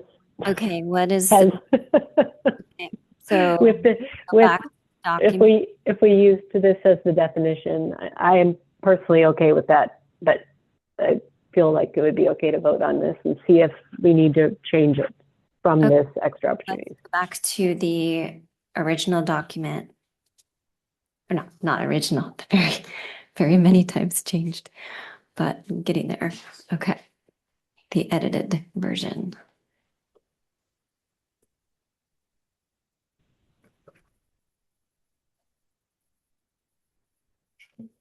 We're getting there. Got a lot of windows on that monitors. He or she is not okay with it. Well, it was changed from that. Yeah. So now we're like the language was changed from what's on the matrix to. So what we have here is the language in E, which Commissioner Bretman brought forward, which was captured from, I believe, Commissioner Markson. And then F was additional language that was provided by Commissioner Struck. So those two that's kind of wrapping that conversation together there. Okay, so Commissioner Markson, this was your suggestion for E. And then, okay. Yeah, I had extra opportunities originally in my text, and then I forgot what I was referring to. So given that we now know what I meant, and I apologize for not being clear to begin with. Okay, so maybe we vote on these separately. Maybe we can vote on, yeah, that's fine with me. I think F actually now more appropriately reflects what I was describing because it says extra opportunities. Okay, are you wanting to withdraw E and go and vote on F?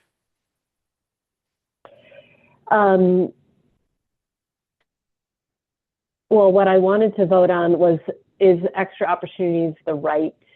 I think we already have voted to include something like this. Mm-hmm. And it's whether extra opportunities is the right thing to include in the statement. Like, I think it is, but I'm not sure other people do. That's what I'm trying to ascertain. Yeah, Commissioner McCarthy. Just want to point out that one of the bullets on that extra opportunities slide was natural things like boulders and sticks. The third bullet was actually natural things. Okay. Understood. So we'll move to a thumbs up, thumbs down. I like Peter's suggestion because it's a belief statement and yeah, so I just think it jives more with what we are trying to achieve here. Brian? I just want to highlight staff, our recommendation would not be to remove what we're considering the extra elements because they're specific to meeting the needs of specific individuals. And by removing those individuals with sensory needs, those elements may not be addressed. And so that these were specifically added for that population. Yeah, I mean, just for your consideration, I would recommend a balance between because it is in the plan, the natural elements that was suggested, that is there. Mm-hmm. But to balance it, we don't have to have as many. But yeah, when we start losing percussion, we start to lose that that element that just to make sure we're meeting play for all and all individuals. I just don't want to eliminate that type of play. So maybe it becomes more of a balance, but maybe it's reducing the number of, what are we calling these forest features? Oh, sorry, I need to now go back. What are we calling them? Oh, here we go, sorry.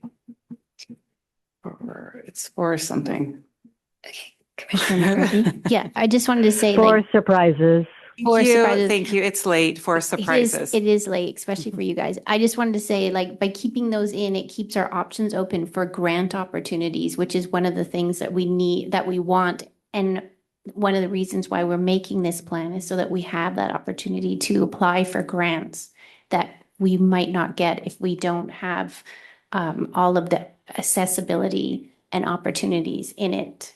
And to respect the, preserving the natural environment, maybe adding something that those will be located in areas that are already impacted within the existing footprint, along trails that are planned. So we're not disturbing anything extra than we need to, just being very sensitive to the natural setting and how those are placed. I think could be a nice add-on to that bullet point.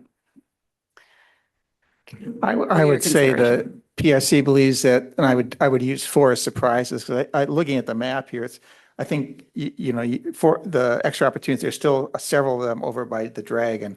But you could just say forest surprise phase of the site plan could be reduced and substituted by using natural park elements or something to that effect.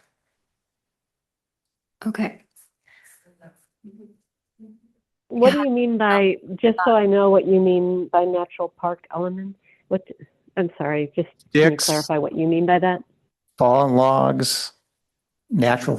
So do you mean like do nothing or just like move stuff around to that area? Well, I guess you could move stuff around, but I had the advantage of looking at Mars slides, and it was just all natural, the natural ground and just whatever was there, Okay. just so letting kind of like kids be do nothing. imaginative. Yeah. Okay. And if I can add on to that, that is the organic found objects. And I agree. I have seen this in the park. I've been out there and I've seen forts being created out of fallen limbs. And so that is those natural elements we're speaking of and that are shown in the report. Okay.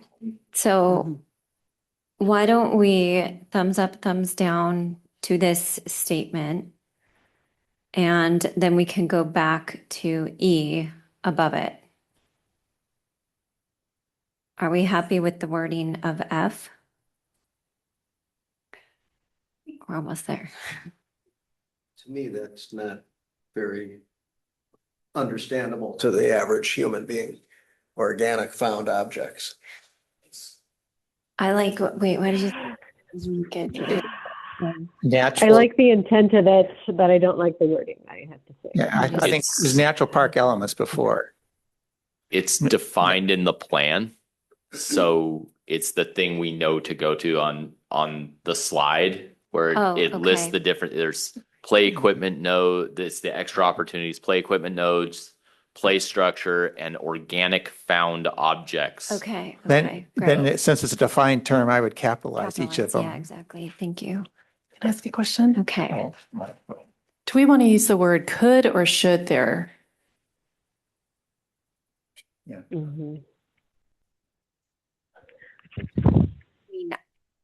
I think could because I don't know. I can't say for sure, I think could, but let's vote. Okay, let's vote on could or should. Thumbs up for could. Thumbs down for should. Wait, what? We're voting. Thumbs up. Wait, thumbs up for. Heads I win, tails you lose. Yeah. Thumbs up. Okay. So we're voting on could or should for the wording of it, right? So That's fine. That makes sense. Thumbs up for, yeah. Thumbs down for should. Okay. That makes sense. Okay. So we're giving a direction. It could be, or it should be. So if you think it could be done, thumbs up. If you think it should be done, thumbs down. I abstained on this one. Come up with a number unless you need my vote. Okay, what do we have? Okay, we have this, okay, should be reduced and substituted using organic found objects. Okay.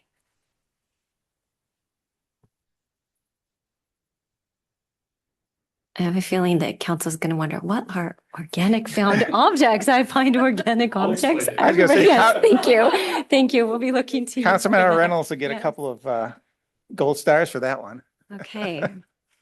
Oh my gosh.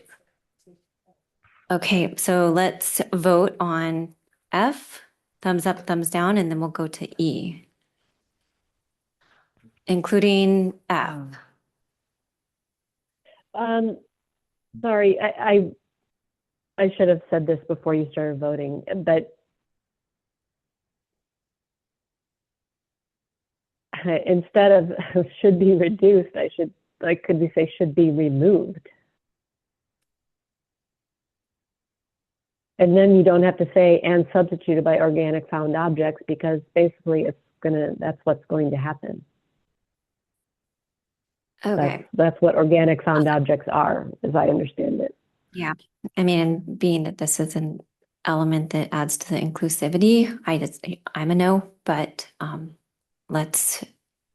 should we do thumbs up, thumbs down to that? To change it to, Should be removed and Okay. dissented. Okay, Jody's suggesting we vote on F and then wordsmith it, like okay. And so voting on F You already did that. and, No, we just voted on should, could. Oh, okay. okay.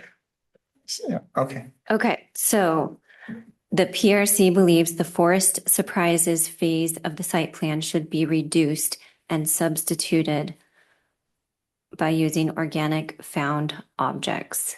Yes or no?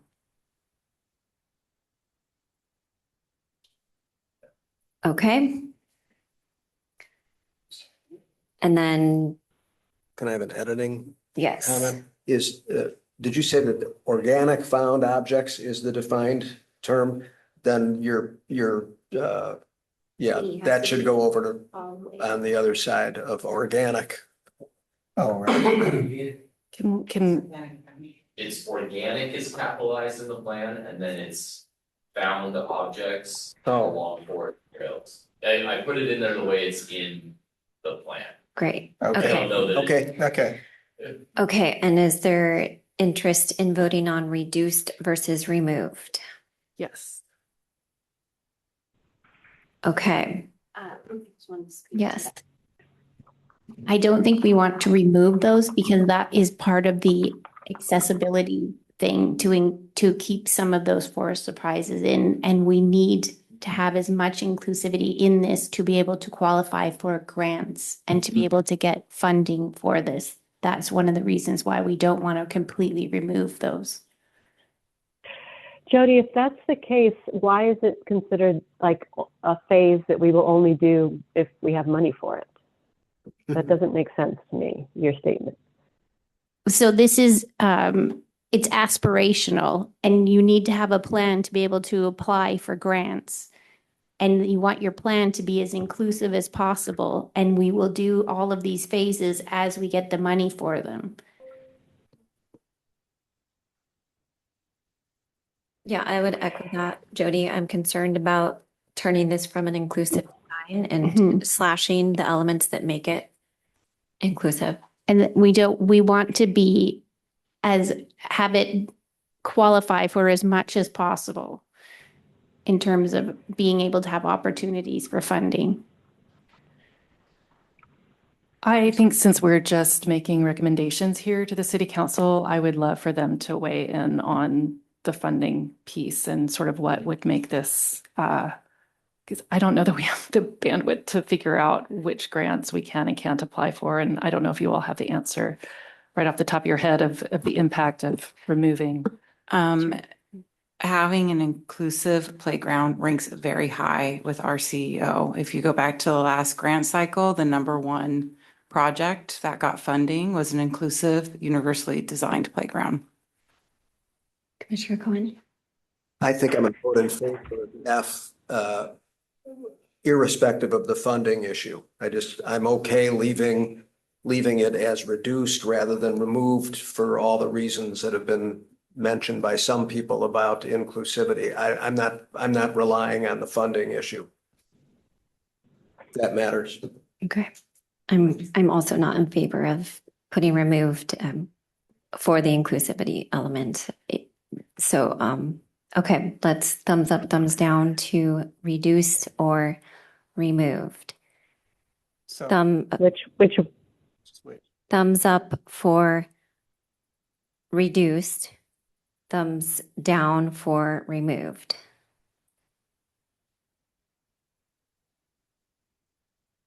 Okay, we'll leave it as reduced. Okay, F is done. Okay, let's go back up to E. Sarah, is this still something you want to consider, or other commissioners, now that we have F in there?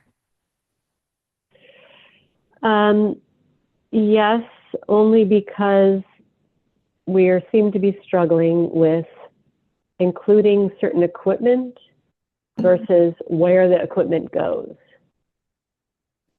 And I believe that now we've basically said, like the F combines for surprises phase, like it theoretically takes some things out of the wooded area of the park, but not all of them. And so I think this intention of recommending to not expand Quaver equipment into the natural wooded area of the park should stay. Sorry, it took me a long time to get there, but yes, I still think I'd like it in there. Commissioner Bretman? Would we want to add unnatural surfacing to that?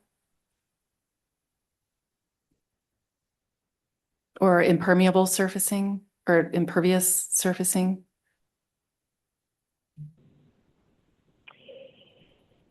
I don't know. I haven't thought about that.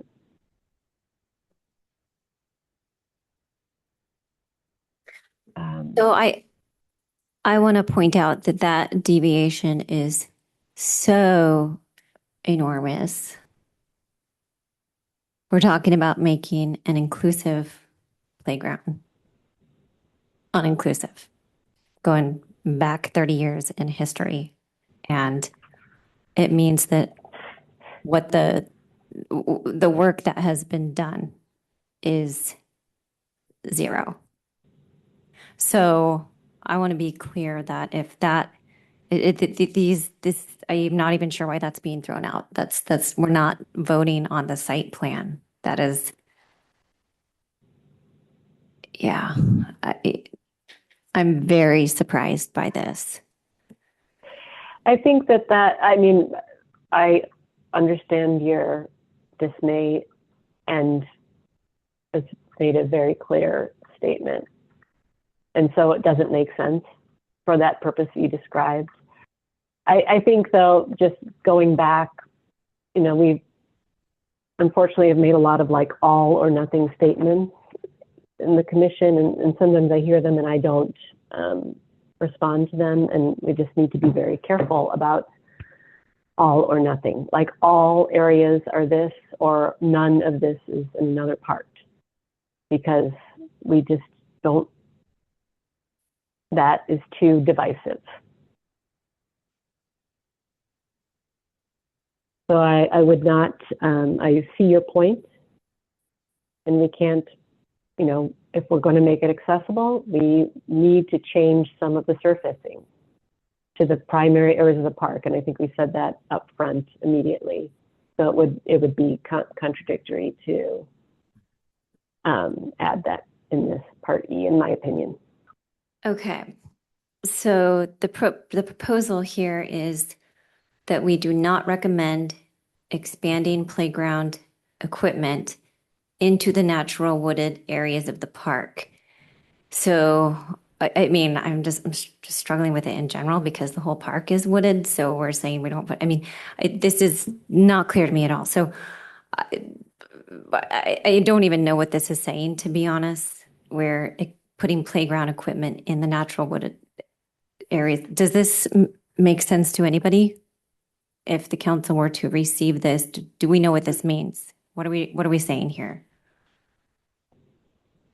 Chair? Yes. I would just note, I would struggle with this because I think of the whole darn thing as being natural wooded area. That's kind of what Dean's Children's Park is. So I would need more definition to know what to do with that. Yeah, I'm struggling With with the this word too. expand, does that help define it, sort of keeping the current footprint? You know, that would be, Not clear. that would make it more clear, but pretty incompatible with the rest of the design, which seemed to be a whole lot of expansion was what the site plan seemed to have. If that's what you guys want to do, that's okay, but it's definitely not what the plan said before. Okay, questions or comments? Yeah, on this one, I tend to agree that it's a little bit too draconian. I think that, F takes care of a lot. If I look at the site map, it takes care of a lot of the issues. And again, I think that there's enough other about forest preservation and natural areas and so forth that I think we've sent a message pretty strongly. And I think that this could cause problems down the road. So I will not be in favor of E. Okay. Thumbs up, thumbs down to including E in the memo. Okay. All right.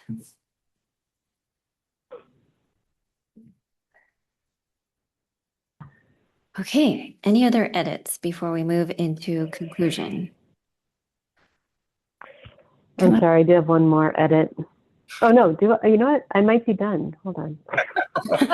Okay, and I think we've covered everything in the matrix. Is that correct? Yeah, so. Okay, yes, yes, I know.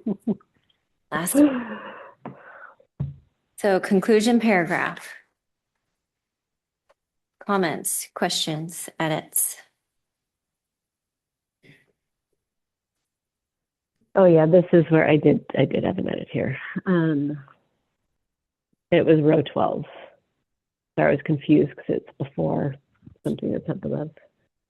And it's probably easiest, Ryan, if you just plop it in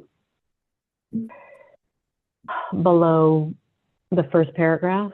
It's row 12, or people can look.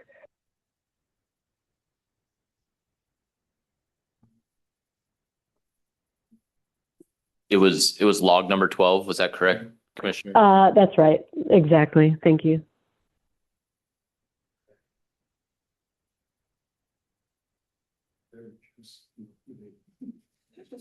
That's wishful thinking.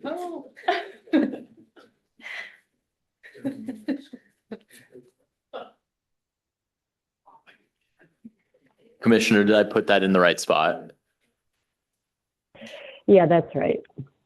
Thanks.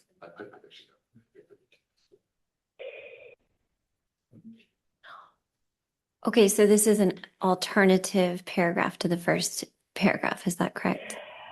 That's right. And I think in general, it adds the however. Let's see. I feel like something changed, but anyway, I guess after the first sentence, it's slightly different. But the however part is probably the big part.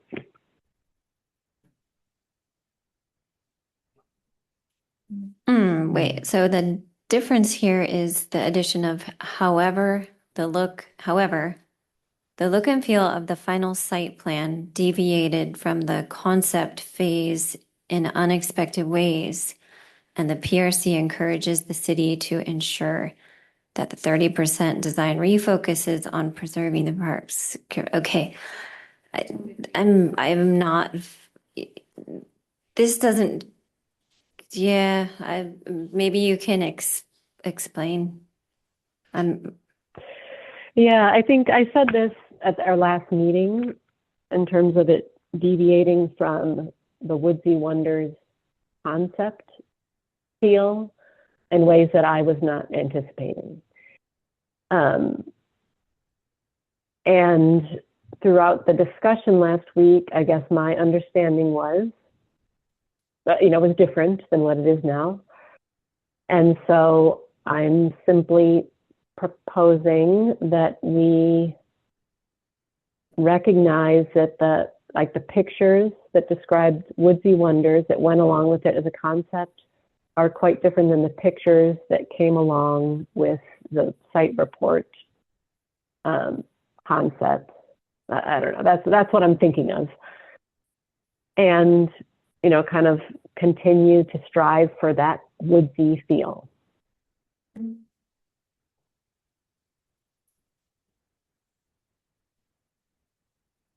I think we saw that in a few emails that we received this week.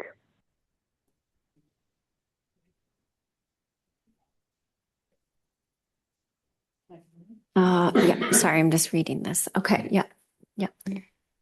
Yep, and I've also been hearing that there seems to be a difference between what the community understood that they were voting on and then what was presented in the draft report. And for example, the community, the Woodsy Wonder was described as a treehouse adventure hub, which would be a collection of treehouse style play structures designed for a wide range of age and abilities.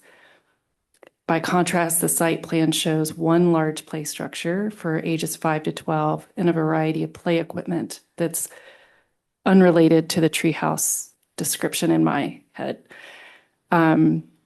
Also, in the PowerPoint presented at the November and February meetings, the staff showed us a photo of the top choice by the community, which also looked like a connection of open wooded play structures or tree houses that were connected by bridges. And we were told on slide 11 of that this was the top rated of all of the other preferred play equipment. And so what then was produced seemed to look different than that. In addition, in survey number 2, 65.7% of respondents preferred a play structure with less enclosed space, and only 17 wanted a play structure with more enclosed space. Yet the site plan provides a play structure which what appears to me, just looking at it, to be more enclosed space. So I can see why we're getting this feedback from the community that there seems to be a deviation between the Woodsy Wonder and the what we got in the report. Just to clarify for anybody who may be listening, what feedback are you referring to? Oh, thank you. So we have gotten 8 different emails from various parents and community members expressing concern about the, various concerns about the park. I don't know how many of those mentioned the Woodsy Wonder sort of theme versus the plan. But there did seem to be some confusion that I also heard just from the community I'm part of. So to clarify on my end, I received 6 emails that went out to the Parks and Recreation Commission, and this was not mentioned in all of them. So I just want to clarify for anyone who may be listening, we received 6 emails to the commission. This was not mentioned in all or most, I think would be inaccurate to say. So I'm having trouble with this statement because I didn't hear this in the last meeting. And Ashley, I 100% said this in the last meeting. As a board, as a consensus, this was not what we came to. And some of the verbiage in this is, I'm not sure how the council would receive it when it's, deviated in unexpected ways and refocus on preserving the natural character. But that's different, we're saying different things throughout this same statement. So I'm having trouble with this on a number of levels because we didn't hear feedback that changes what we already voted on. And it was not the consensus of the commission coming into this meeting. So yeah, that's where I'm at with this. But we'll do a thumbs up, thumbs down, and go from there. Do you mind if I just Yes. add something? Yes, Commissioner Cohen and then Bretman. I mean, I don't know how I feel about this, but I do believe that it's correct that the look and feel of the final site plan differed in some ways from the concept phase. And I believe the commission's encouraging the city to ensure that the 30% design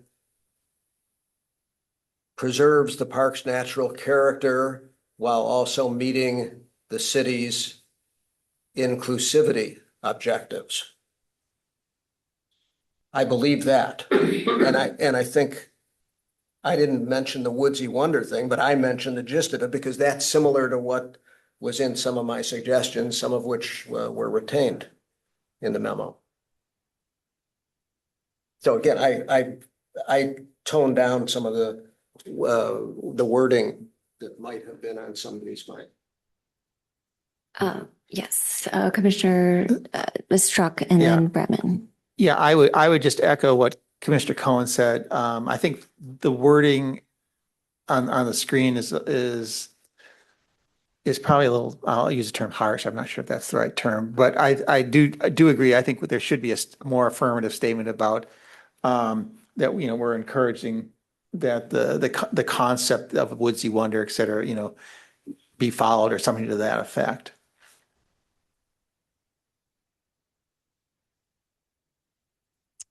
Okay, Commissioner Bretman.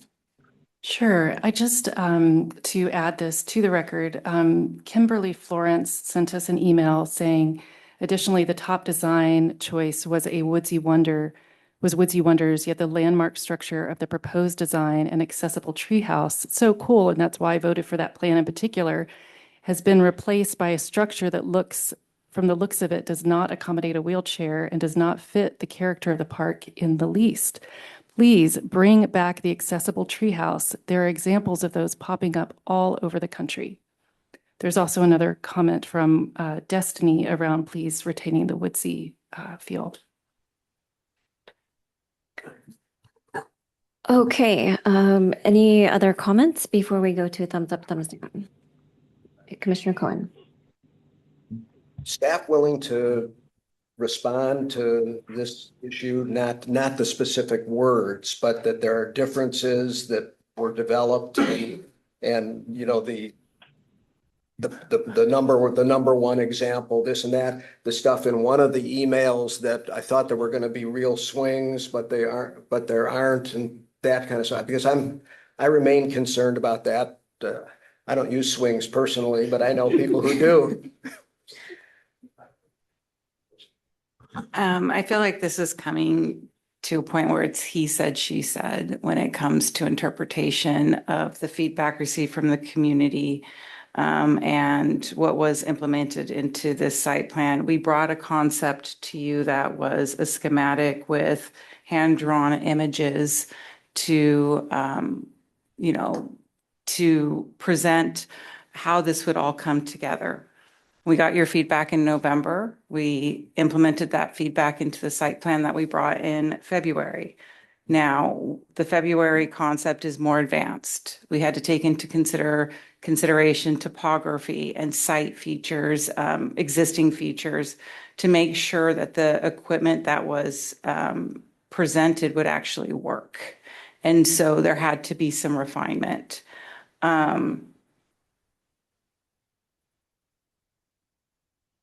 The tree house, the structure that's in the February site plan, both options were presented to the community and both got a lot of support. I mean, the kids are excited about this. This is a challenging feature. It is 30 feet up in the ground, from the ground. Kids are playing in the trees, and this is a very exciting feature. So, you know, I don't know what more to say than that. It's that this is regardless if it's the tree house or it's this structure that, again, that's in the February site plan and details. And again, I'm not as articulate as I would hope to be. I think both are going to be extremely successful. The kids wanted something like that, something that was a statement piece in the site plan. And I feel like we delivered that. So that's my thoughts. Thank you. Thank you, Kelly. And the other part that troubles me a lot about putting a statement like this is that when council reads this, they're going to wonder, well, what do we do with that? Oh, the look and feel and the natural character. We're not giving any, there's actually no data to support that there is a particular element that needs to change or a certain item or a certain feature. We're just saying, meh, I don't really think it looks like what I thought it was going to look like. And, you know, a few people emailed about that too. And, so, you know, we've had conversations along the way about, you know, you could go back and survey another 1,200 people and another 160 design your own park. And every time you do that, if it's the second time or the third time or the fourth time or the fifth time, you're going to get a group of priorities that you then want to check all those boxes. And ultimately, we as a commission we are sending this forward, indicating that it's checked the boxes of what the community wanted. And unless we can qualify what we think doesn't look and feel and give some kind of evidence or reason other than just, you know, a few people didn't think it looked like that, you know, I'm not seeing evidence to make this statement based on the data that was collected, the outreach that was conducted, and the product that was created based on that. So that's where I'm at with this, because I don't see what the council or staff could do with this.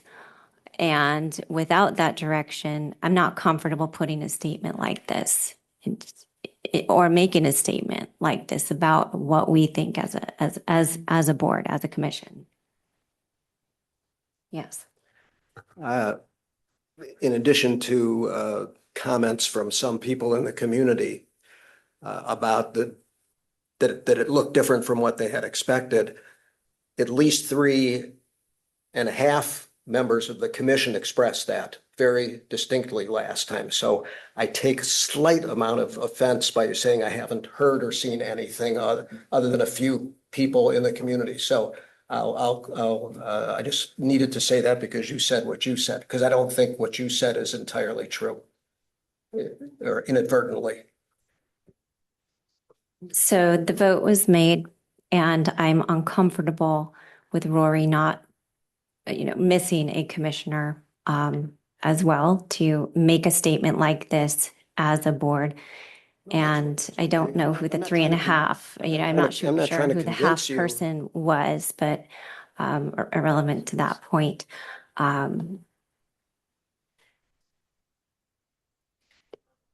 Yeah, I don't see that this is. I'm not trying to convince you. I'm just, you know, responding to what you said about who said what from the commission point of view. That's all. I'm not trying to convince you to vote in favor of including this if you don't believe that it's accurate or other reasons. Okay, well, let's do a thumbs up, thumbs down if there are no further comments. Okay, including this statement in.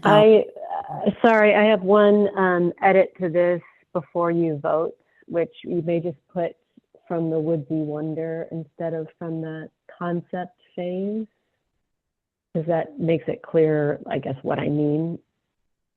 And we already encouraged the city multiple times to look at the 30% design and think about it. So you could take that part out, I suppose.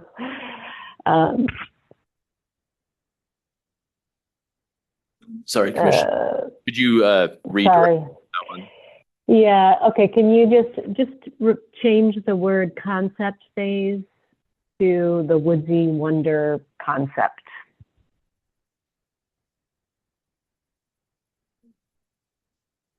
Chair, can I make a comment? Yes. If I didn't sit in on these meetings, and maybe even if I did, and I was at the council meeting and I read that, I would say, why did you approve it then? And I wouldn't know where to go. I wouldn't know what to do with that. Now, having said that, I don't know what that means you should do now, but I just say this would be a troubling statement to me. Would it help if we included 2 images? It is a look and feel thing. It is difficult to. I'm just saying, I'm not saying it doesn't differ. I'm saying if it's material enough of a difference from your expectations and from your wants, then why are you sending it on to us, to us, meaning the council? That's hard not to wonder that question. Yeah, that's true. So it's I don't know what you're going to do with that, but the statement is what it is. It is still confusing to me when I read it, what we're even saying there. So, yeah, okay. Thumbs up, thumbs down. Okay. Are we voting on the language? We're as is up there, beginning with however, is that what we're voting? Yes. We're voting on the pros, that paragraph. So the language starting at however, so that paragraph instead of the paragraph above it. So, and we can, so, okay. Thumbs up, thumbs down. So, thumbs up if you would like to include this, thumbs down if not.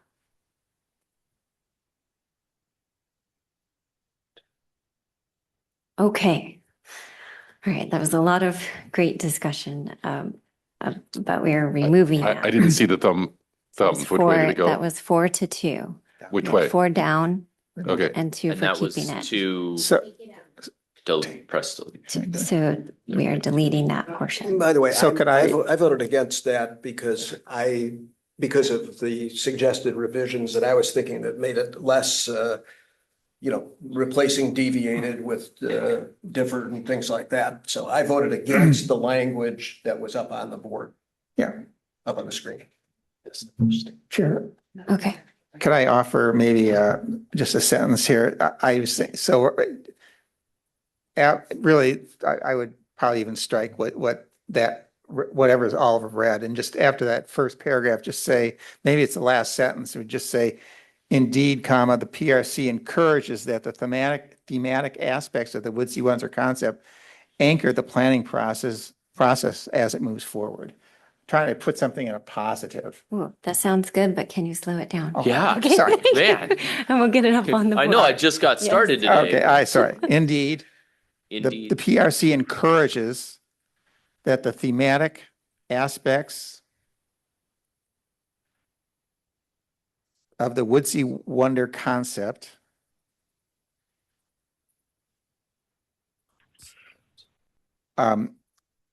anchor the planning process as it moves forward. And that's by, yeah. But it's something that kind of recognize, I think, what we've all been saying, but it's not, to kind of, to the council member's point, it's not kind of like, well, what are you guys doing here? Okay. Mm-hmm. Yeah. Sure. Yes. I wish you had proposed that earlier because I like that. I feel like that is a good way to say it. I like that. Thank you. And you can delete, if everyone agrees, that second part of the paragraph that's sitting there. I think that was, yeah. Okay. Okay. Oh, there it is. As a council member, I would be far less confused by this. So Okay, great. Well, all right. Thumbs up, thumbs down on this statement. Thank you, Peter. Okay. All right. Dare I ask, Any other edits before we conclude? gavel. And I will highlight that I'll be rearranging this section post-meeting that's up on the screen right now, or yes, flipping them, thank you. just Thank you. so that you're aware that'll happen. And now my voice is on recording saying it will. Okay. Okay, great. If that is it for the edits, maybe we can scroll through from the beginning. I know it's messy, but we just give it a once over and yeah. We typically do that, right? Read through. Yeah.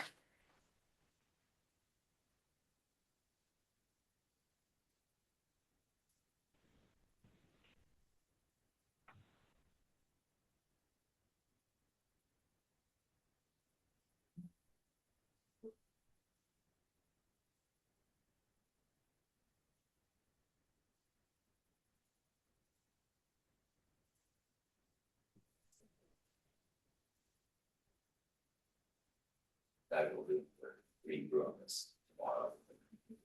It's not. Okay, thank you. And at this point, we're just looking for minor edits. We're not substantially changing anything here.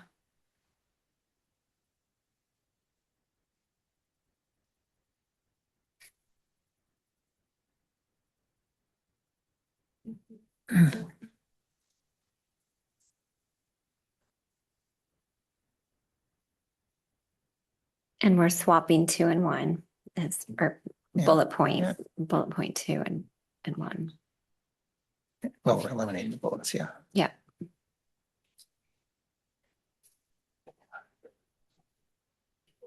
Oh, okay.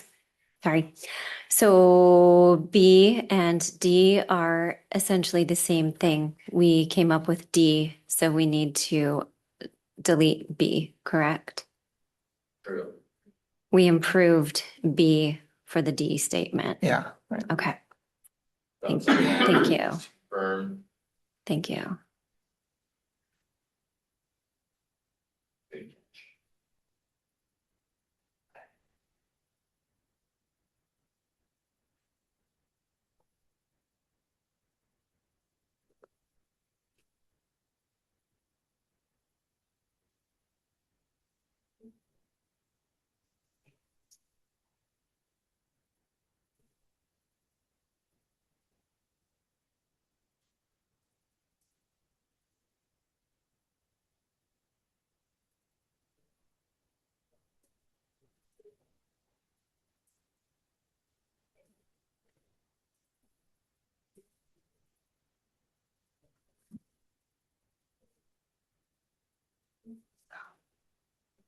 Minor edit. The commission suggests that the council consider rather than request. And B, suggests the council consider providing. I think technically we can't really request, can we? Okay. Yeah, okay, we can leave it.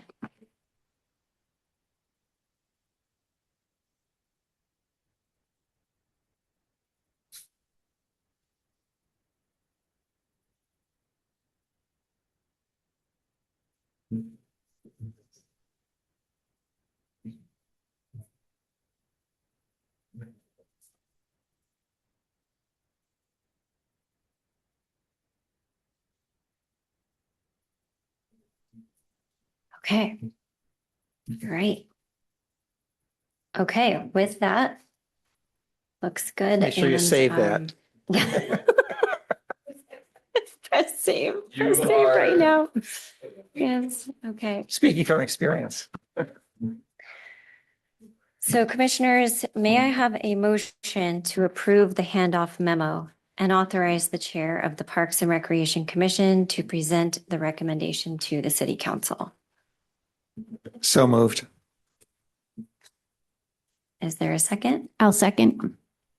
Okay, there is a motion by Commissioner Struck and a second by Commissioner McCarthy. Commissioners, does anyone have any questions or comments before we vote? I do. Yes.